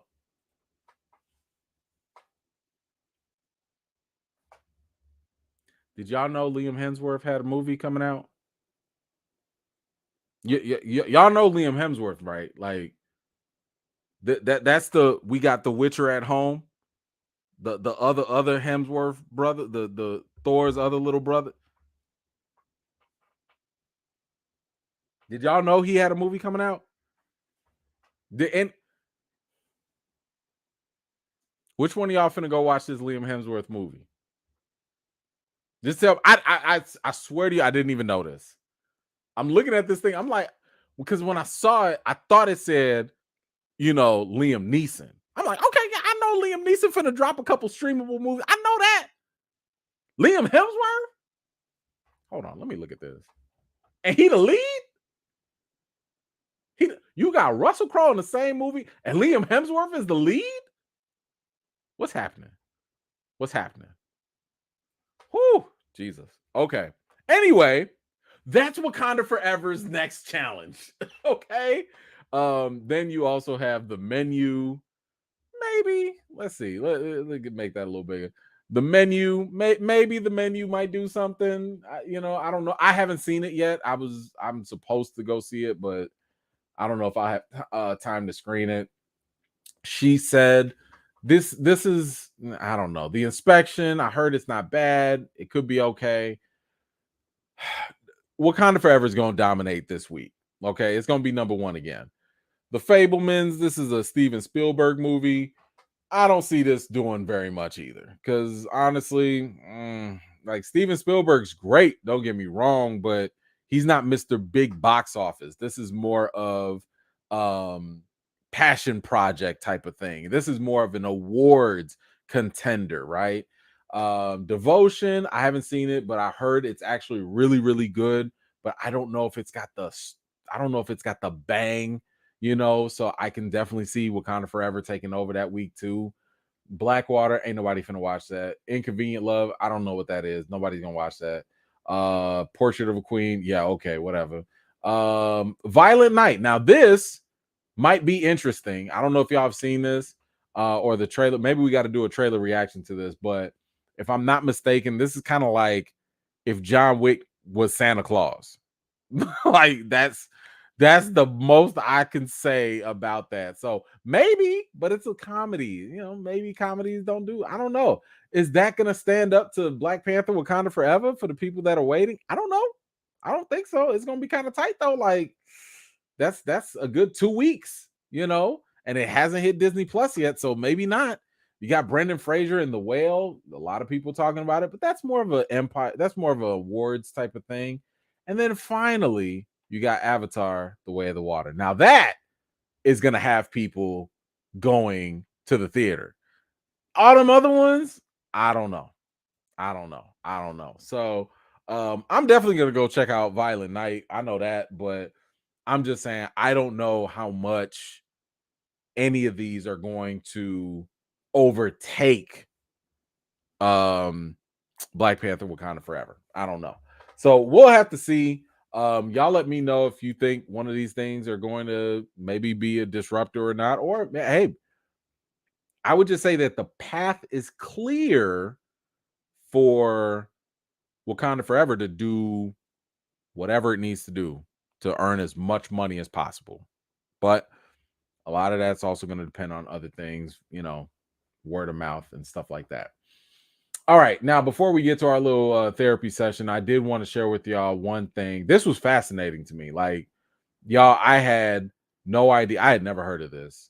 But this right here has probably been one of the best things I've seen for Black Panther in terms of like a new idea for the franchise. Because a lot of times, we've talked about this.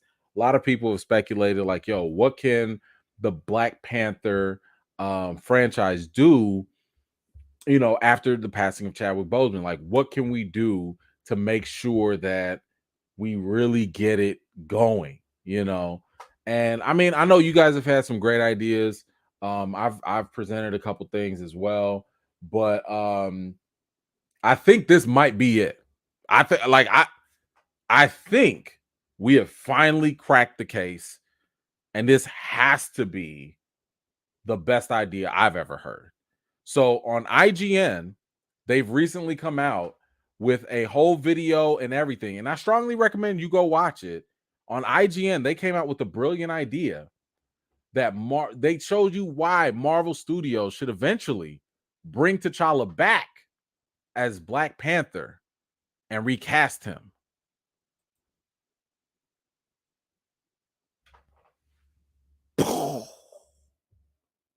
I don't know what else to tell you. That genius. Brilliant.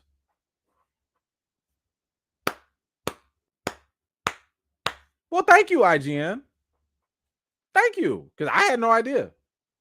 I had no idea that bringing T'Challa back could be a good idea for the franchise. And shout out to the brother. I'm sorry, I forget his name, but shout out to the brother that did the video as well. I think he's at Geek Heavy, I think, on Twitter. But my goodness, guys, this is revolutionary. This is unheard of. I'm bewildered. I'm baffled. I'm dumbfounded right now at how long it took. So now y'all think this is a good idea? Now y'all think? You know what? Let me tell you something. I already told y'all I never did any of this stuff for clout. I never did any of this stuff for the likes, for the views, none of it. It's always come from a good place because I wanted the conversation to be started. Okay? And you know what? There it is. There it is. Because I was reading the comments on this and I was looking at all the people that was watching this and they were like, "It's a good idea. Yeah, I do think they should recast T'Challa." I was like, hold on, let's get the Sagat laugh. It's like, oh yeah, okay, I can get down with that too. I'm like, yo, that's a great idea. I agree. Listen, I ain't never heard none of them points before. A variant, you say? Oh, get out of here. Oh, that could work, couldn't it? Mm-hmm. Who knew? The blip theory. Shut up. Shut the front door. What you talking about, Willis? What? Oh man, I'm all into it. My good. You mean the franchise can't work without its lead character? I don't believe you. You need more people. Stop it. Woo-wee. Let me tell you something. I'm waiting for more. I and I'm a humble brag, so I'm not trying to brag arrogantly. And I'm only saying this because I have documented proof of it, because y'all been watching me for a while. I've been saying for over a year, this is what's going to happen, then this is what's going to happen, then this is what's going to happen. I told y'all petition was going to get us exposure. I told y'all exposure is going to get us to trend. I told y'all, us getting the exposure and the trend is going to get the conversation going. And I told y'all, a lot of people are going to misconstrue it. They're going to attack us, all that good stuff. And then the movie's going to come out. And depending on how the movie goes, no, wait, back up. I told y'all when the trailer would come out, we would trend and we would constantly be a conversation. And then when the movie comes out, that's when people gonna feel it. That's when we not gonna sound so crazy.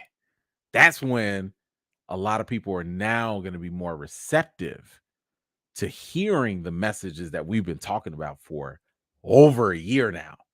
So I am I am ecstatic that people are now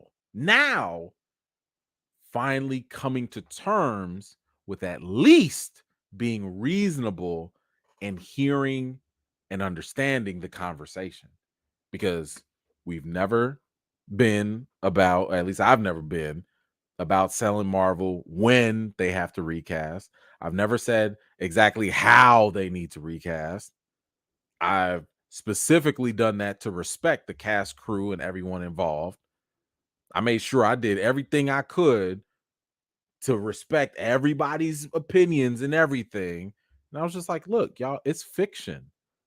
Fiction means that we could do whatever we want with our imaginations. And if those endless possibilities exist, T'Challa should continue. One way or another, T'Challa should continue. So I am very, very happy to hear that everybody, well, I wouldn't say everybody, but sooner or later, because I also told y'all, recast T'Challa, those things are going to trend even after the movie.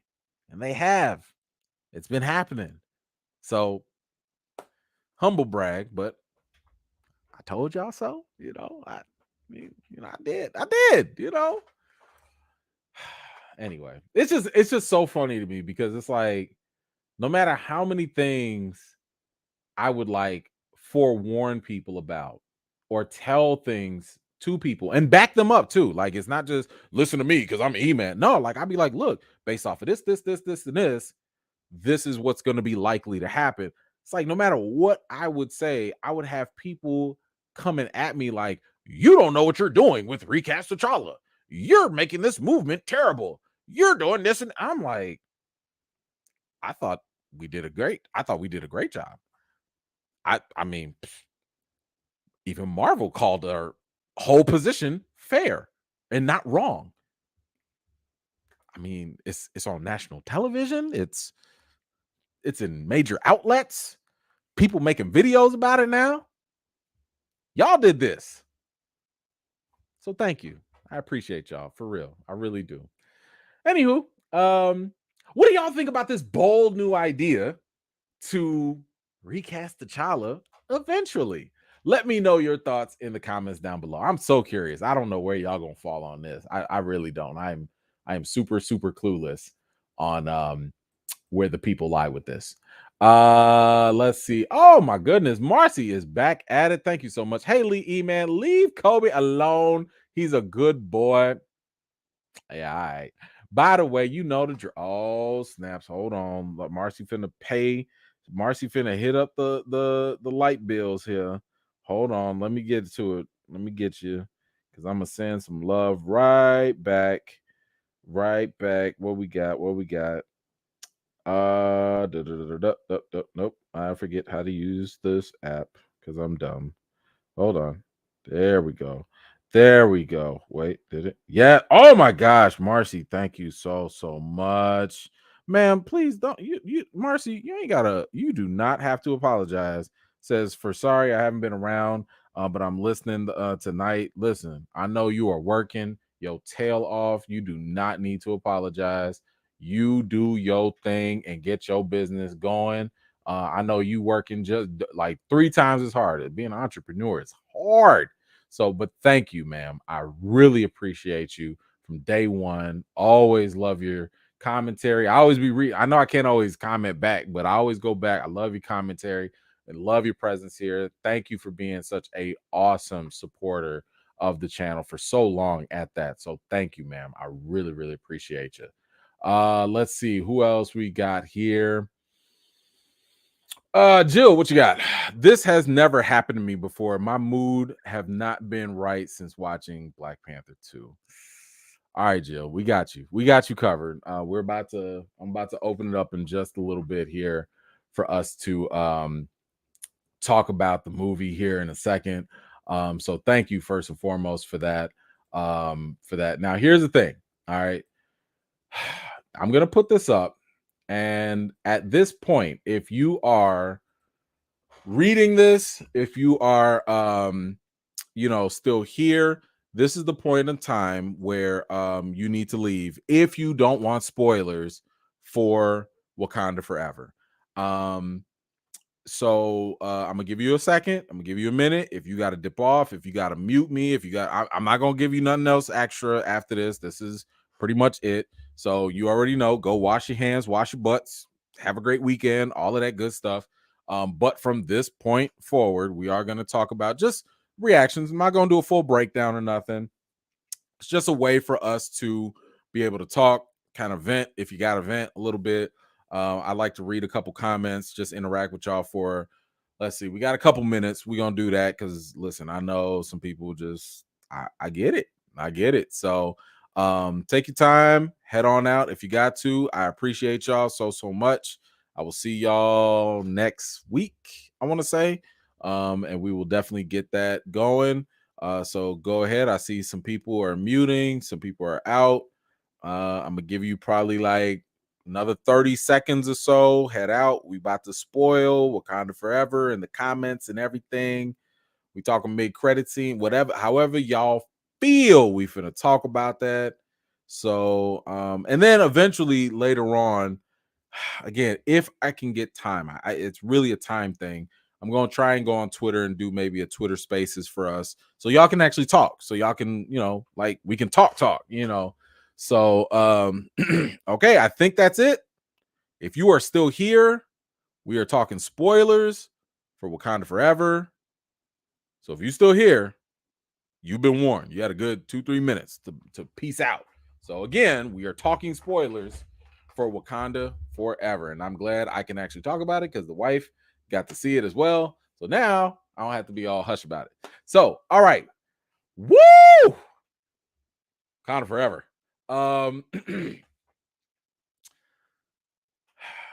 Here's what I want first. I just want to see, and I want you to comment just one of these two things, one of these three things.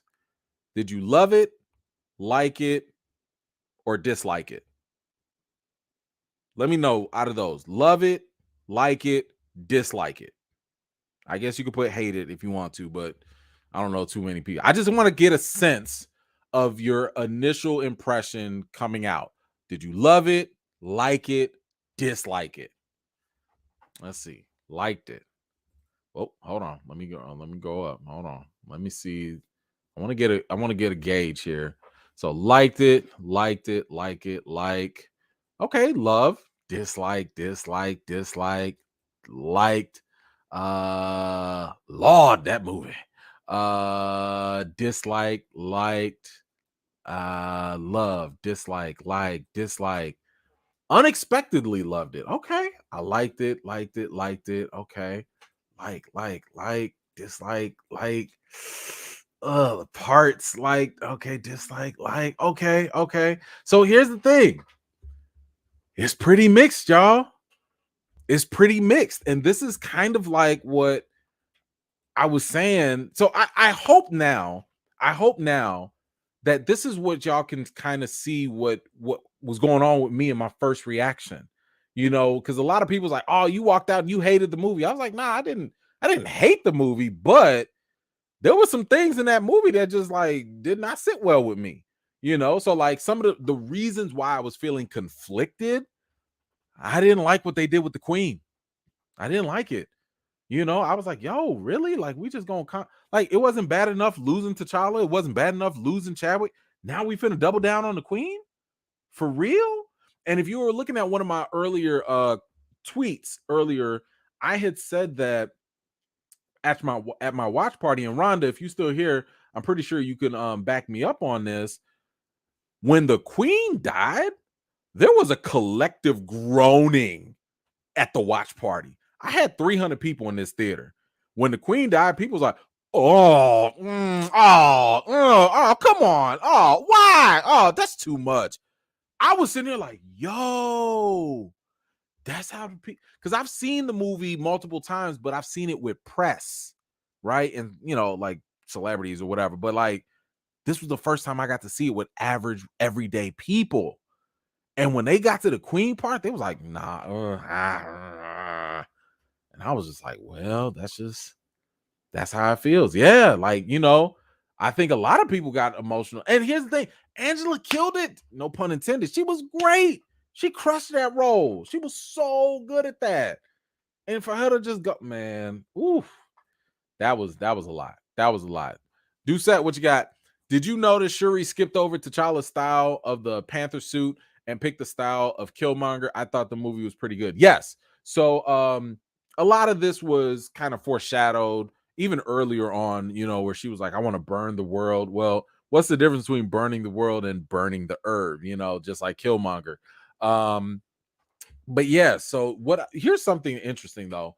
One thing I want to do, and this will probably be whenever I guess I'm able to get some time to really break down that scene. Her scene with Killmonger was something that really, I think, deserves a little bit more breakdown, because there's so much stuff happening in that scene that, you know, every time I rewatched it, something else just popped up, you know. So I'll give you a quick example. You've never seen Shuri interact with her dad in the MCU, right?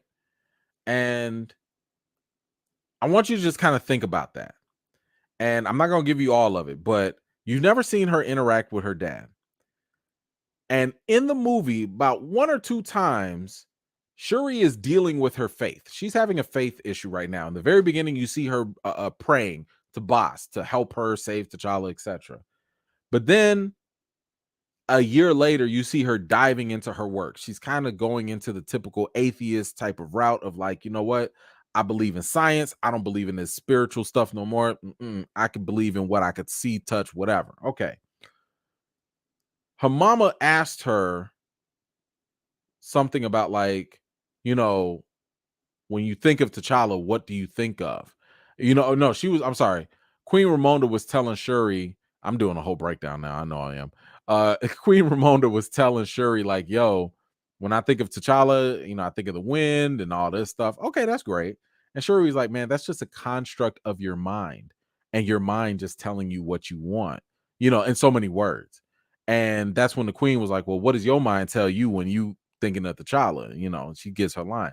So by Shuri saying that, I thought it was very interesting, because keep in mind, she's not using like, I mean, she is using a form of the heart-shaped herb. It's a little bit different. It's synthetically made. So maybe, I don't know, maybe there's a little slight difference in there. Who knows? But I am under the impression that what she saw in her mind was not the actual ancestral plane, but a construct of her mind. I think she saw a construct of her mind, and that's where Killmonger came from. Okay. So, like, if that's true, if it's true, and I'll break this down later. If it is true that what she saw was a construct of her mind, that means she was having a conversation with herself. That means Killmonger was a projection of her impression of him. Okay. And when I break this down, I'll show you how and why that's the case. But I want you to just think about, this is her mental construct. So it's not of the ancestors choose you. No, you choose what ancestor you want to talk to. She chose, her subconscious chose Killmonger, and Killmonger basically was her Jiminy Cricket. It was her little voice in the head. Her little voice in the head just had Killmonger's presence. And I'll prove that, I think, to you when I can break down the movie a little bit more. But I just thought that whole scene was fascinating from that end. So yes, to your earlier point, about taking the Panther suit and using Killmonger and stuff. She identified with him. So anyway, but thank you so much for that. I appreciate you. Let me try and grab some more comments. I'm gonna try and grab some other ones here since we are getting it. Jill, the whole movie is like a funeral. Yeah. And you paid to go see a funeral. Ugh, awkward. Yeah, losing the queen. Yep.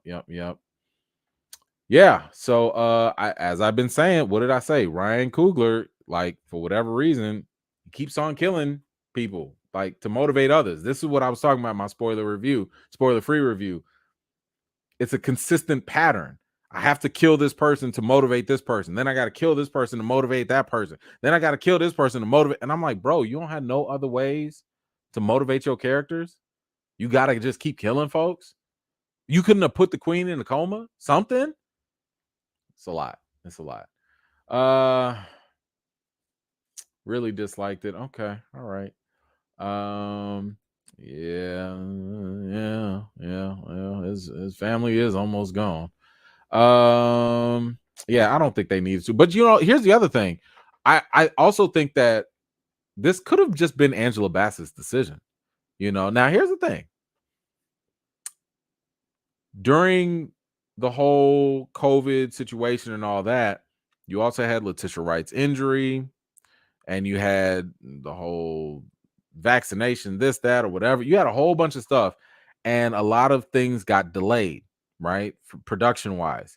Usually Marvel will have a stipulation in their contract where they're like, look, we got top priority. I don't care what other shows, TV, movies you got. We got top priority. So you need to work around us. So if Marvel's experiencing unexpected delays, guess what else gets delays? Other TV shows. Angela Bassett got a whole nother TV show, 911, I believe, or whatever it's called. And she a guaranteed movie star. If she want to go play something, she will go play something else. Okay, so like, when it comes to Angela Bassett, I'm sitting there thinking, like, you know what? I don't know any of the vets, the Forrest Whitakers, dead, right? Like, I don't think you about to get a lot of these people that could go do something else on their own to stay on board. And I wouldn't be surprised if she was like, hey, Ryan, just kill me off. I wouldn't be surprised. I don't know. Like, look, I don't want to deal with all this Marvel nonsense again. Yeah, just kill me off. I'll be all right.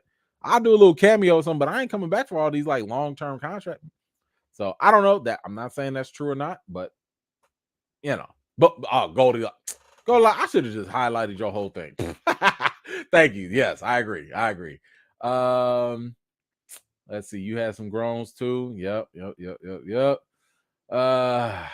Let's see. Gnashing of teeth. Yes. Pissed off. Pissed. Yes, I'm with you on that. All right, I'm gonna skip down because I see a couple of here. The queen was even murdered. She was just drowned. She was not murdered. She was just drowned. I mean, it's kind of the same thing. I mean, Namor did it, and he was like, "No, you did this. You did this." Yeah, I mean, she did kind of do it. They did kind of double cross him. Namor did say, like, "Yo, stop playing with me. You come to my house, I'm gonna murk y'all. Okay, I'm gonna murk y'all. I'm gonna come here. I'm gonna murk her, and I'm gonna murk you." My man did what he said. What he said, and he did what he did. It is what it is. Thank you, Mambo. Danny, what you got? If the queen had to die, she should have died what if style in combat. That would have been dope.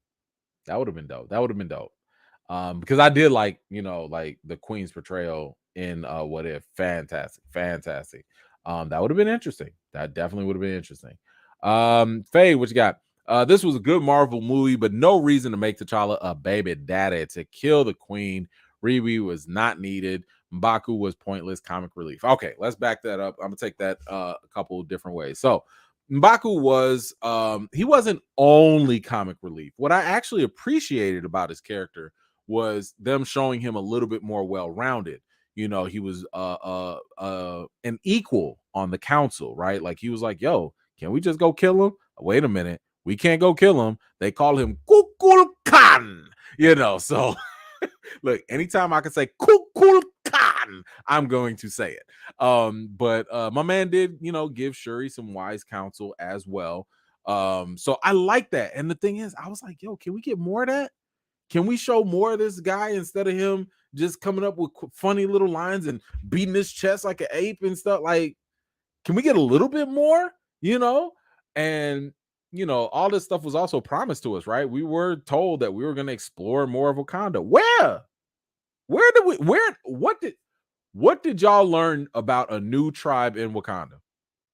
What did you learn? You know what I learned? I learned that now to lower their shields, you got to have rhythm on the water. So if you ain't got rhythm, you can't get in. That's the only thing I learned from that. Because I don't know. I'm like, what's the point of the river tribe? Y'all got one job, to be the tribe of the river. And y'all let them get into Wakanda twice through the river. This is what I was talking about when I said they dumbed down Wakanda.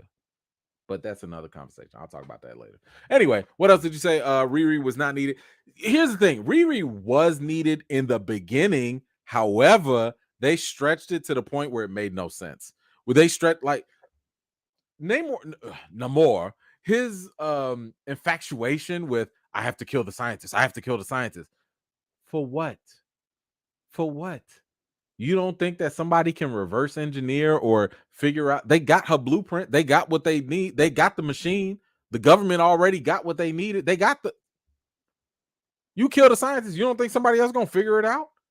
It's almost like, even with the super soldier serum, it might have took a while, but somebody figured it out. What are you talking about? So for me, that motivation was kind of whack. It was kind of dumb that they was just like, I have to kill the girl, and like, that's your hill. That is your hill. Y'all couldn't find nothing else.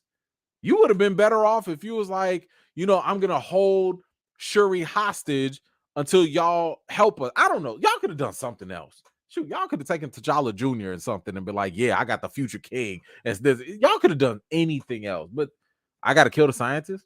Whack. But anyway, they also had the job of, they got to set up the Disney Plus series. So that's that. Killing the queen. Yeah, I don't think it was necessary unless Angela Bassett just didn't want to be there. Oh, well. The baby daddy thing, I'm not a fan of the whole Junior thing. I'm not.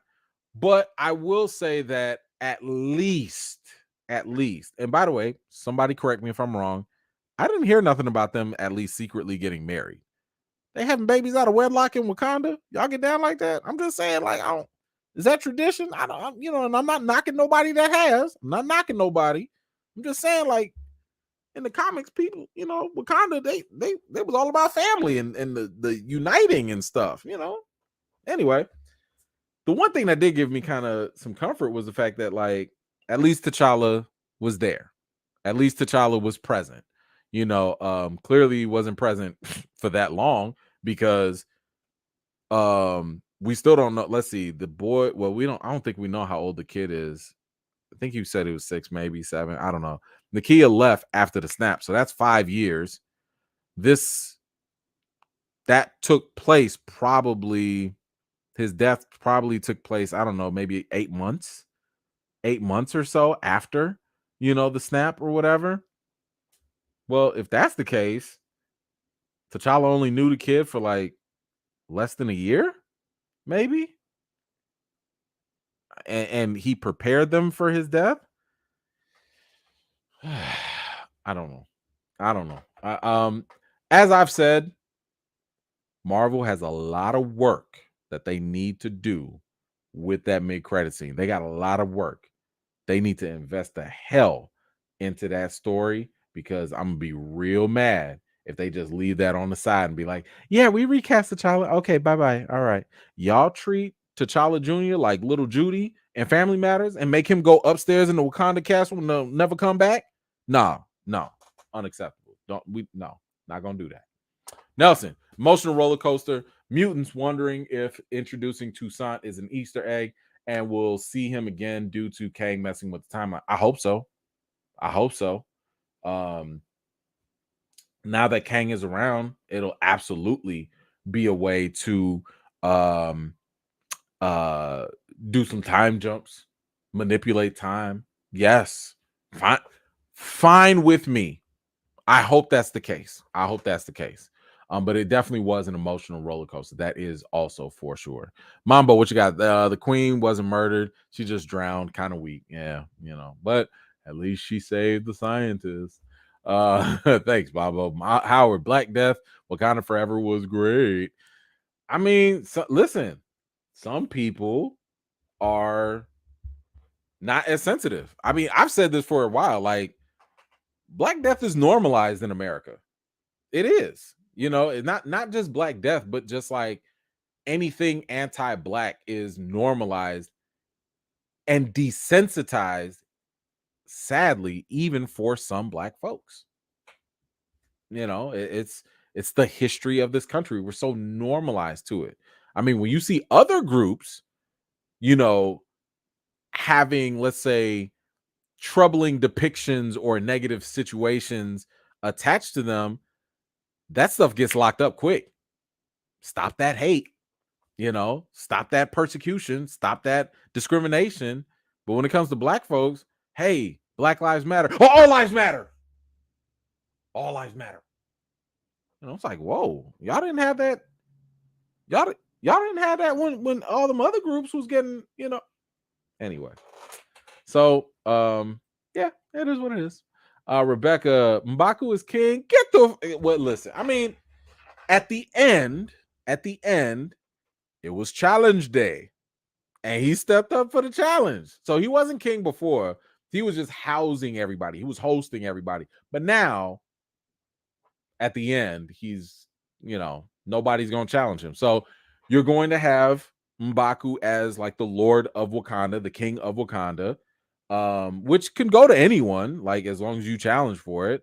And then you'll have Shuri being the Black Panther, so that is what it is. So there will not be a BP3, it seems like. No, they will. They like money. There will. Now the question is, who will be in it? Now, I've got two guesses. One, I think Black Panther 3 could be about Bashanga. If you paid attention throughout the movie, they name drop Bashanga at least 2 times. You don't do that unless you're really trying to set something up. Because let's not forget, in the Age of Ultron, if I'm not mistaken, what is that? Wakanda. Marvel's done this in the past. Name drop this, tease that, and then all of a sudden, boom, it comes out of nowhere a couple years later. My second guess, I'm not going to tell y'all because it was a big Easter egg, and I think a lot of people missed it. So I'm going to show that, and I'm going to get working on that. Dang, that reminds me, I got to get off of here so I can go work and show y'all this super secret that they've just been hiding in plain sight. Okay. Okay, so y'all think that was Angela's decision? Okay.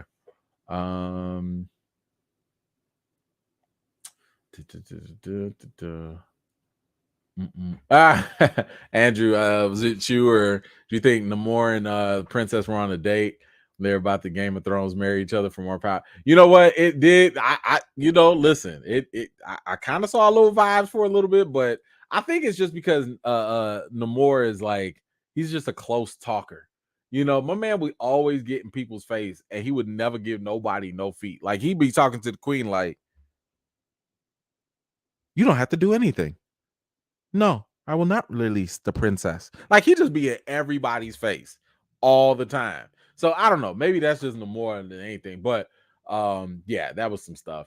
Let's see. What you got, Howard? It honestly broke my heart.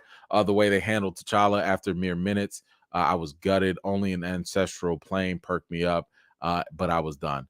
Yeah, I mean, I don't think there was any way around it, right? I mean, this is one of the reasons why I've been saying, like, I don't want them to put the real life trauma into the fictional storytelling, because there's no way you can escape it. And what I was talking about was, every time, I'm gonna tell you the one part that gutted me. This is what gutted me, and this is one of the reasons that I was like, yo, why would y'all do this? every time they talk about T'Challa, you know, because Marvel can't separate T'Challa and Chadwick, you know, every time they talk about T'Challa, they're talking about Chadwick. When Shuri said to Namor, when my brother was suffering in silence with his illness, and then when he came to me for help to ask me to help him and I couldn't, I was like, Lord Jesus. Now, because you've conflated these two characters and the person together, now I'm in my head, I'm imagining Chadwick suffering in silence and asking someone for help and no one being able to help him and him just suffering and dying. Why would you put this in this story? Why did you think that that was something, again, like, if you were to tell me, like, man, Tony Stark was this, and he suffered and he died, okay, that's fine, because I know Robert Downey is okay. But when you're dealing with real life parallels like that, and then you add something like that, and we already can't make the distinction and separation, yo, that's effed up. At least it was for me. I don't know how y'all felt, but every time I'm listening to this stuff, I'm like, oh, like, it just reminded me of, like, this brother was suffering. This brother, what? Did he ask for help? Did what? Like, no, not for me. I did not like it. That made me incredibly uncomfortable. Very, very uncomfortable. Okay, hold on. Let me grab. I missed somebody's. Okay, hold on 1 second. Give me a sec. All right, I'm gonna try and wrap it up, y'all, because again, I got to get working on that Easter egg video for y'all. I want to try and get that out as soon as I can. Okay, what you got, Danny? My problems. Needed to see more of Wakanda. All the cameos plus Riri needed to go. Wakandans fighting on the boat, not land. Only the royals have tech. Listen. This is why, again, this is why I said they dumbed down Wakanda. You mean to tell me that your brilliant plan is to go fight the sea people out in the sea, and your escape plan was to leave by sea?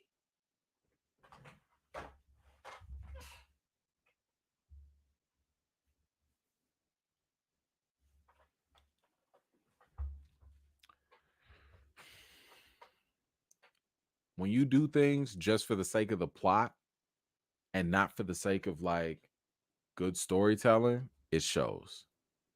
It shows. It was stupid. It was stupid. Thank you, Danny. I appreciate you. So mad. Mo Better, what you got? Trevante Rose, Aldous Hodge, Kofi Sorobi, and our top three to play Black Panther. Yep, and yep. I'll take them all. I don't care. Fine. Yep, all of them. Rabia, thank you so much. See if I can find your comment, but I appreciate you nevertheless. Datunis, when the Queen dies, someone at my screening hollered, I know you been lying. Yeah. I get it. I get it. Let's see. He had too much tunnel vision on the. Yeah, I think it was a little too focused on that. Oh, killing another black woman. Hey, listen, didn't I say he was kind of a Mexican killmonger? I said he was a version of a Mexican killmonger, and people's like, there are no pair. They're so different. They both kill black women. Yep.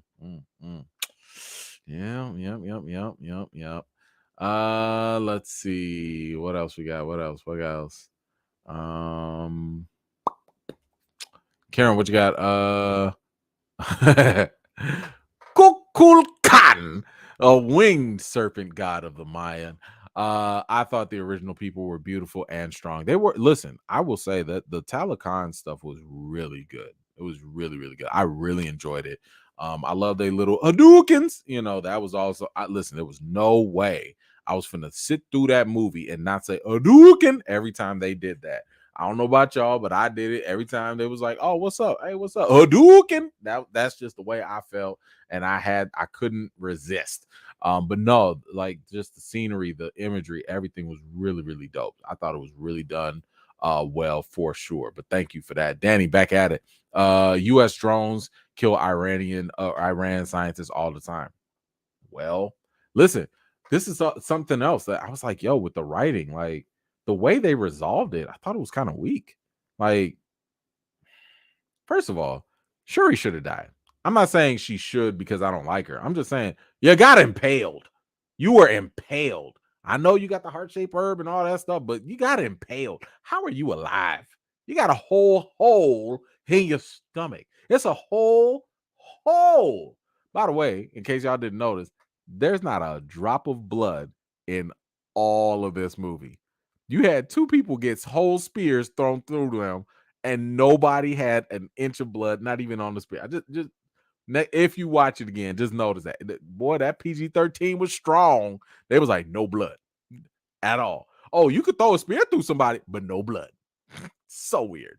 But yeah, I mean, listen, the biggest villain in all of this are the colonizers. It's America, and they just kind of get off scot-free. Like, let the black and brown countries fight each other, and that's it. But colonizers, the people that are actually threatening both of y'all, we'll just sit here and watch y'all. Wild. Mamba, what you got? To be honest, in the comics, T'Chaka died when T'Challa was just a boy and grew up without his father. Sure. But here's the problem. How many deaths do we need? Where's the limit? How many times we got to kill people? By the way, how was T'Chaka's funeral? Y'all remember that? I don't. They glossed over that. Why? Because it was a plot device. It was only there just to propel T'Challa. But you're right. You know, I'm not refuting that. I'm just saying, based off of what we were given, it's like, golly, how much? Oof. But you're not wrong.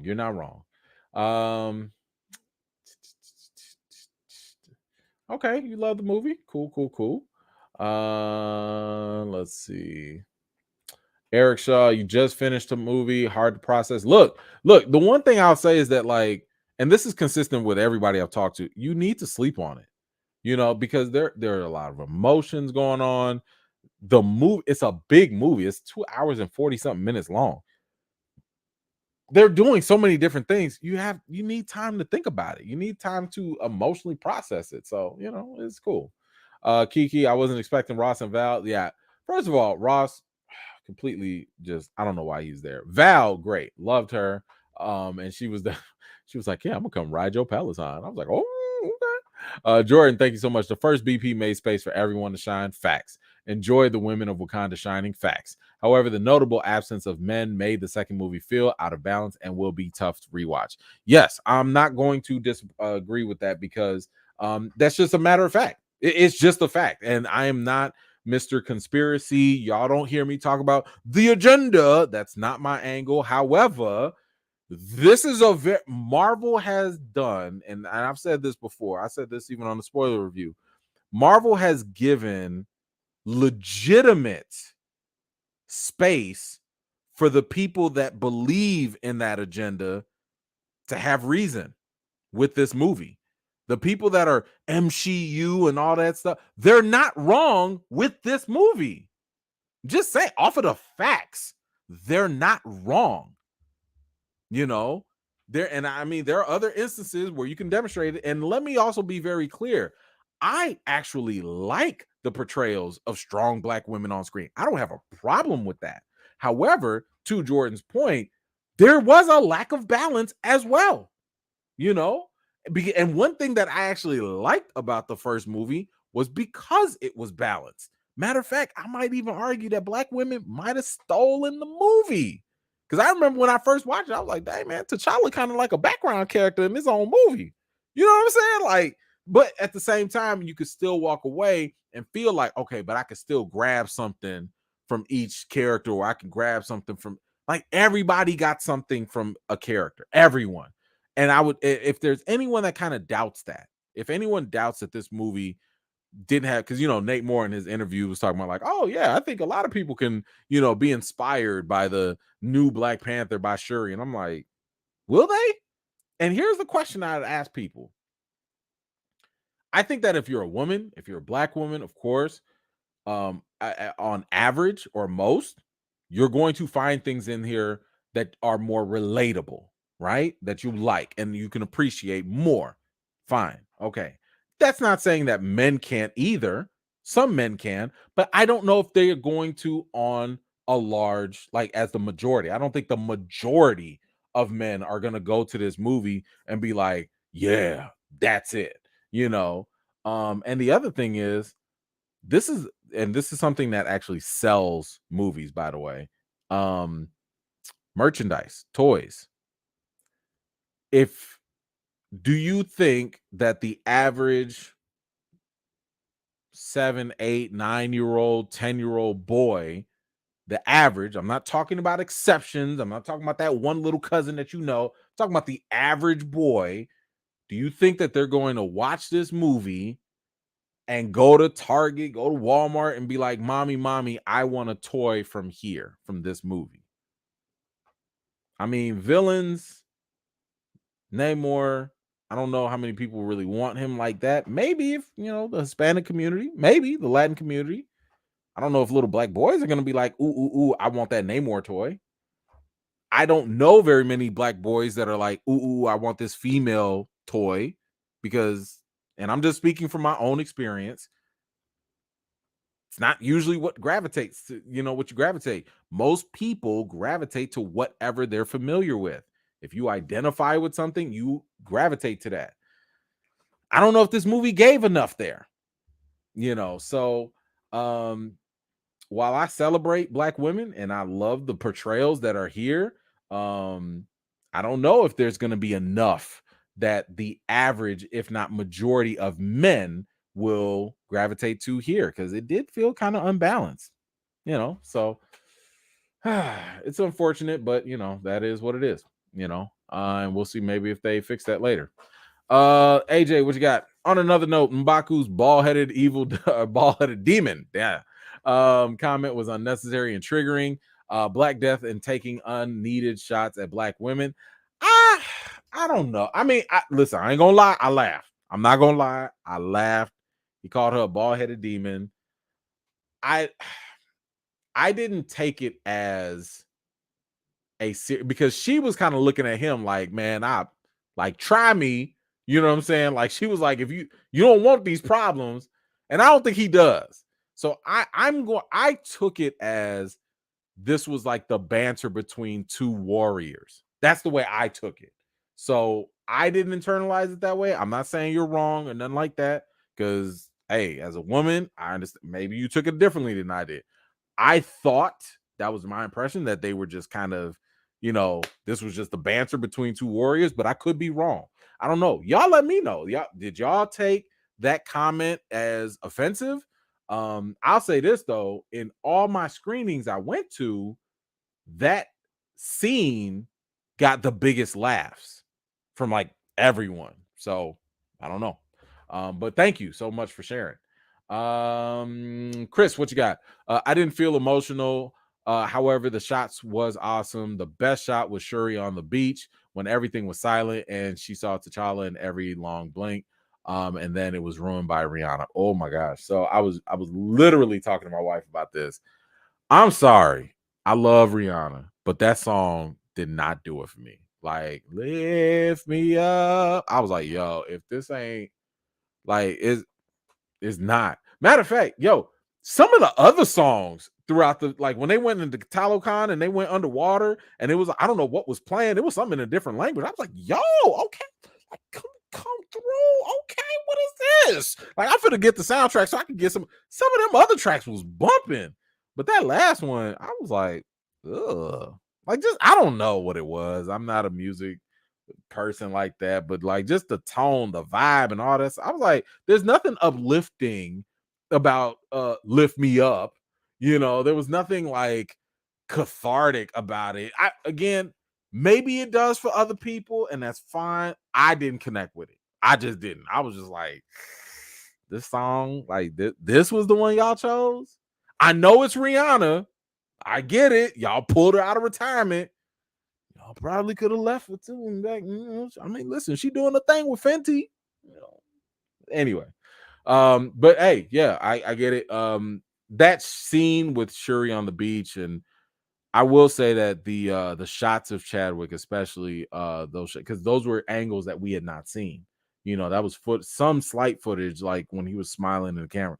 I did get I got teary eyed with that. Like that was, it was tough. That was definitely tough to see that. But thank you so much for that. Appreciate you. Ty always coming through with the super sticker. Thank you so much, Ty. I appreciate you.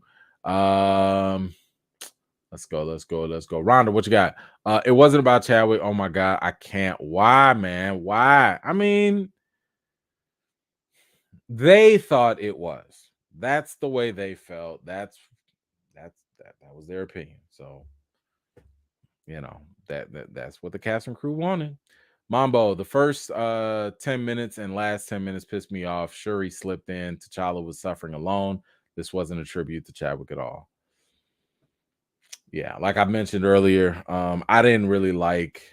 I thought it was a little unnecessary. I think that there are so many other things that you can do to call out and to celebrate somebody rather than like it just hit too close to home. It was a little too close. Like it was like, yo, y'all really on the nose with this stuff, and it didn't have to be. Matter of fact, like I even said, like even for how he dies, y'all could have just said, uh-oh, his heart rate and he's dead. Like you did not have to go make it an illness. You did not have to go make it so close. You know what I'm saying? Like you just didn't. You could have left that completely ambiguous.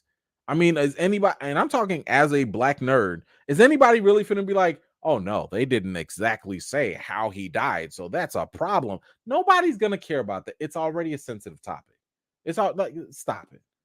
Y'all did not need to show us why. I get why they did it. I'm just saying they didn't really have to. But anyway, that was the choice they made. Nelson, Telecom was visually stunning. Facts. Yes, it was. Absolutely love that. Howard, the idea of T'Challa Jr. kills T'Challa even further. Like he's dead. First they took the mantle from him, and now they're taking his name. This is remember, I made that video, The Uncomfortable Compromise. And these were some of the cons. These were some of, I did pros and cons. This is one of the cons. And this is something I don't think Marvel's thought about. I don't think the average viewers thought about. When you do that, okay, sure. Hey, we got T'Challa Jr. Yeah, the future, cool. But what does that mean for Chadwick's version? What are you doing? You're cutting it short, but what does it mean? Like it's cutting it short and it's leaving it so incomplete. Now he was a daddy who knew about his kid, but he'll never know about that kid now. Like that's it. It's not like, I mean, I don't know if they'll have him visit him in the ancestral plane, but he's gone. They wrote themselves in a corner. I mean, I said that there are some pros, maybe, but it's going to take a lot of work. It's going to take a lot of work to make this junior angle really work. Derek, lazy writing. I'm late. I'll watch the replay. All good, brother. Thank you so much for making it out. I appreciate you. Nelson, what was the point of Val being in the movie? I think just to set up Thunderbolts or something. I think that's it. I don't think Val really had any other, just so that we know now that she's the director and she's got more power. I think that's the only reason she was included. That's it. MJ, what you got? The Telecon scene and music score. Yes. Listen, I got to find that track. I got to find it because that was really, really good. Thank you for that. Clarence, what you got? Did anyone say anything about Okoye looking like Sonic the Hedgehog? You know what? That's funny. I don't think she looked like Sonic. You know who she reminded me of? What was it? Abraham from Hellboy, with the underwater suits, like in big old eyes. I was like, man, what y'all just putting? But it's also from the comics too, so it is what it is. But that is kind of funny. Thank you, Clarence. KRS, what you got? Wasn't T'Challa King of the Dead in the comics? Yeah, but it was kind of like that. Oh, hey, look, he went and talked to Boss, and Boss was like, boom, here you go, you get these powers. So yes, now are they gonna do that here? I don't think so. I think that they would. I don't know. I don't know. But yes, in the comics, he was King of the Dead. But that I think what people miss with that, because sometimes some people would say, like, well, what's the big deal? T'Challa's died in the comics. Like, what? Like, first of all, time out. It's not about T'Challa dying, it's about T'Challa always being present. Because even though he was king of the dead, his story kept going. Okay, he kept going all throughout the entire franchise. So, but yes, he was king of the dead in the comics, but you know, he was also present. Rhonda, what you got? Where were the strong black men? Weak and in the background, all wrong. I mean, you know, like I said, it's people are not, you know, they're gonna have a hard time defending this. You know, it's just, I'm not, and here's the thing, let me make this clear. I am not saying that Marvel had an agenda and they were like, you know, women, women, women, and we're gonna do women all day. I'm not saying that they did that. I do agree with what they tried to say, you know, because in the previous interview, Nate Moore had said that they wanted to tell a story of basically the people. I'm sorry, Ryan Coogler said this. They wanted to tell a story of the people that were closest to T'Challa. And well, if you look back at the first movie, the closest people to him were all women. So the movie is about all the people close to T'Challa and how they grieve. That's it. The problem is that this movie did not replace that empty void. So it's not that the movie has an agenda to be all female and no strong males. It's just a byproduct of the story. It's a result of not recasting. It's a result of not putting someone else in there. And yeah, there are that lack of presence is noticeable. It is noticeable. I mean, I've heard people say, or at least I've seen them on social media, that, like, you know, they don't they're not motivated to go see this because they don't feel like the movie is for them. I didn't hear that with the first Black Panther, and there was a whole lot of black women in that one. I didn't hear that. I didn't hear people coming out talking about, like, oh man, there's a Marvel agenda with women and stuff, even though black women took a very prominent role in that first movie. So what does that tell you? That means that when there is a lack of balance, people are not stupid. People notice it. And that's an issue. Should be addressed.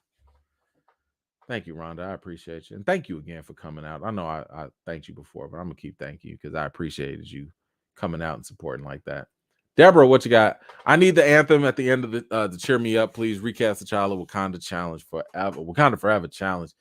You got it, because this is the time where I definitely have to go. But y'all, thank y'all so much for making it out. I really appreciate y'all. I look forward to going back and reading all y'all comments. You know, so please stay tuned. I have to go make that video for you guys. And I'm going to work my hardest to get a breakdown video as well for the film.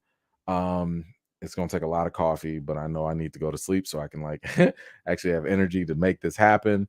So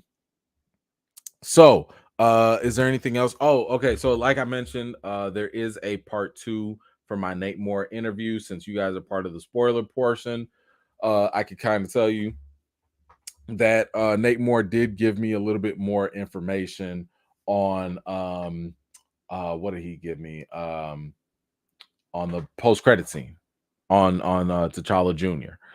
So that was the nature of my question. And his okay, so I'm gonna just tell y'all this. His answer broke my heart. His answer when it came to T'Challa Jr. broke my heart, and I was very hurt because of he told me of what could have been. And yeah, so stay tuned. As soon as Disney gives me the green light to drop that interview, I will absolutely drop it for you guys. And then I asked another little question in there too, but you definitely don't want to miss that. But anyway, oh, MJ, what you got? Okay, Khan Labri. Oh, hold on, let me. That's the Talo Khan song. Okay, Khan Brisa by Photo. I can't say none of that, but I'm definitely gonna go check that out. Thank you so much for that. Appreciate you for that. That is definitely something I'm about to go, because that was slapping. That was good. But anyway, thank y'all so much. I appreciate y'all. Feel free to continue to comment if you like. If you are commenting after the live, because right now everything's in the live chat. Once I sign off, if you are commenting in the comment section, if you're on the replay, gang, shout out to the replay. If you're doing a spoiler, I'd say probably try and avoid it, or at least put a spoiler warning, hit enter a couple times, and then put your comment. You know what I'm saying? Let's just give people a couple more days, just something, you know. But once I post my spoiler talk, hey, it's all game at that point. Anyway, thank you all so much. I appreciate you. Y'all know what it is. And I want you guys to have a wonderful, wonderful weekend. Wash your hands, wash your butts, and I will see y'all next week.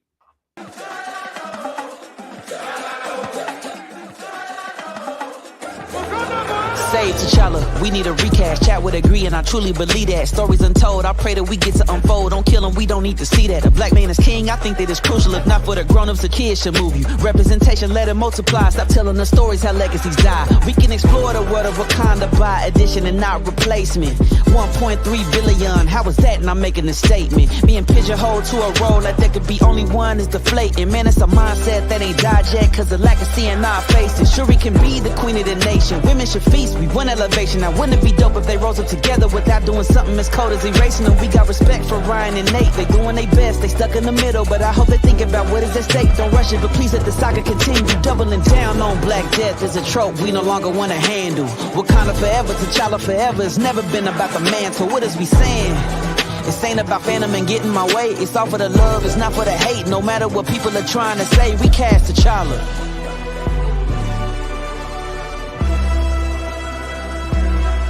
We cast T'Challa.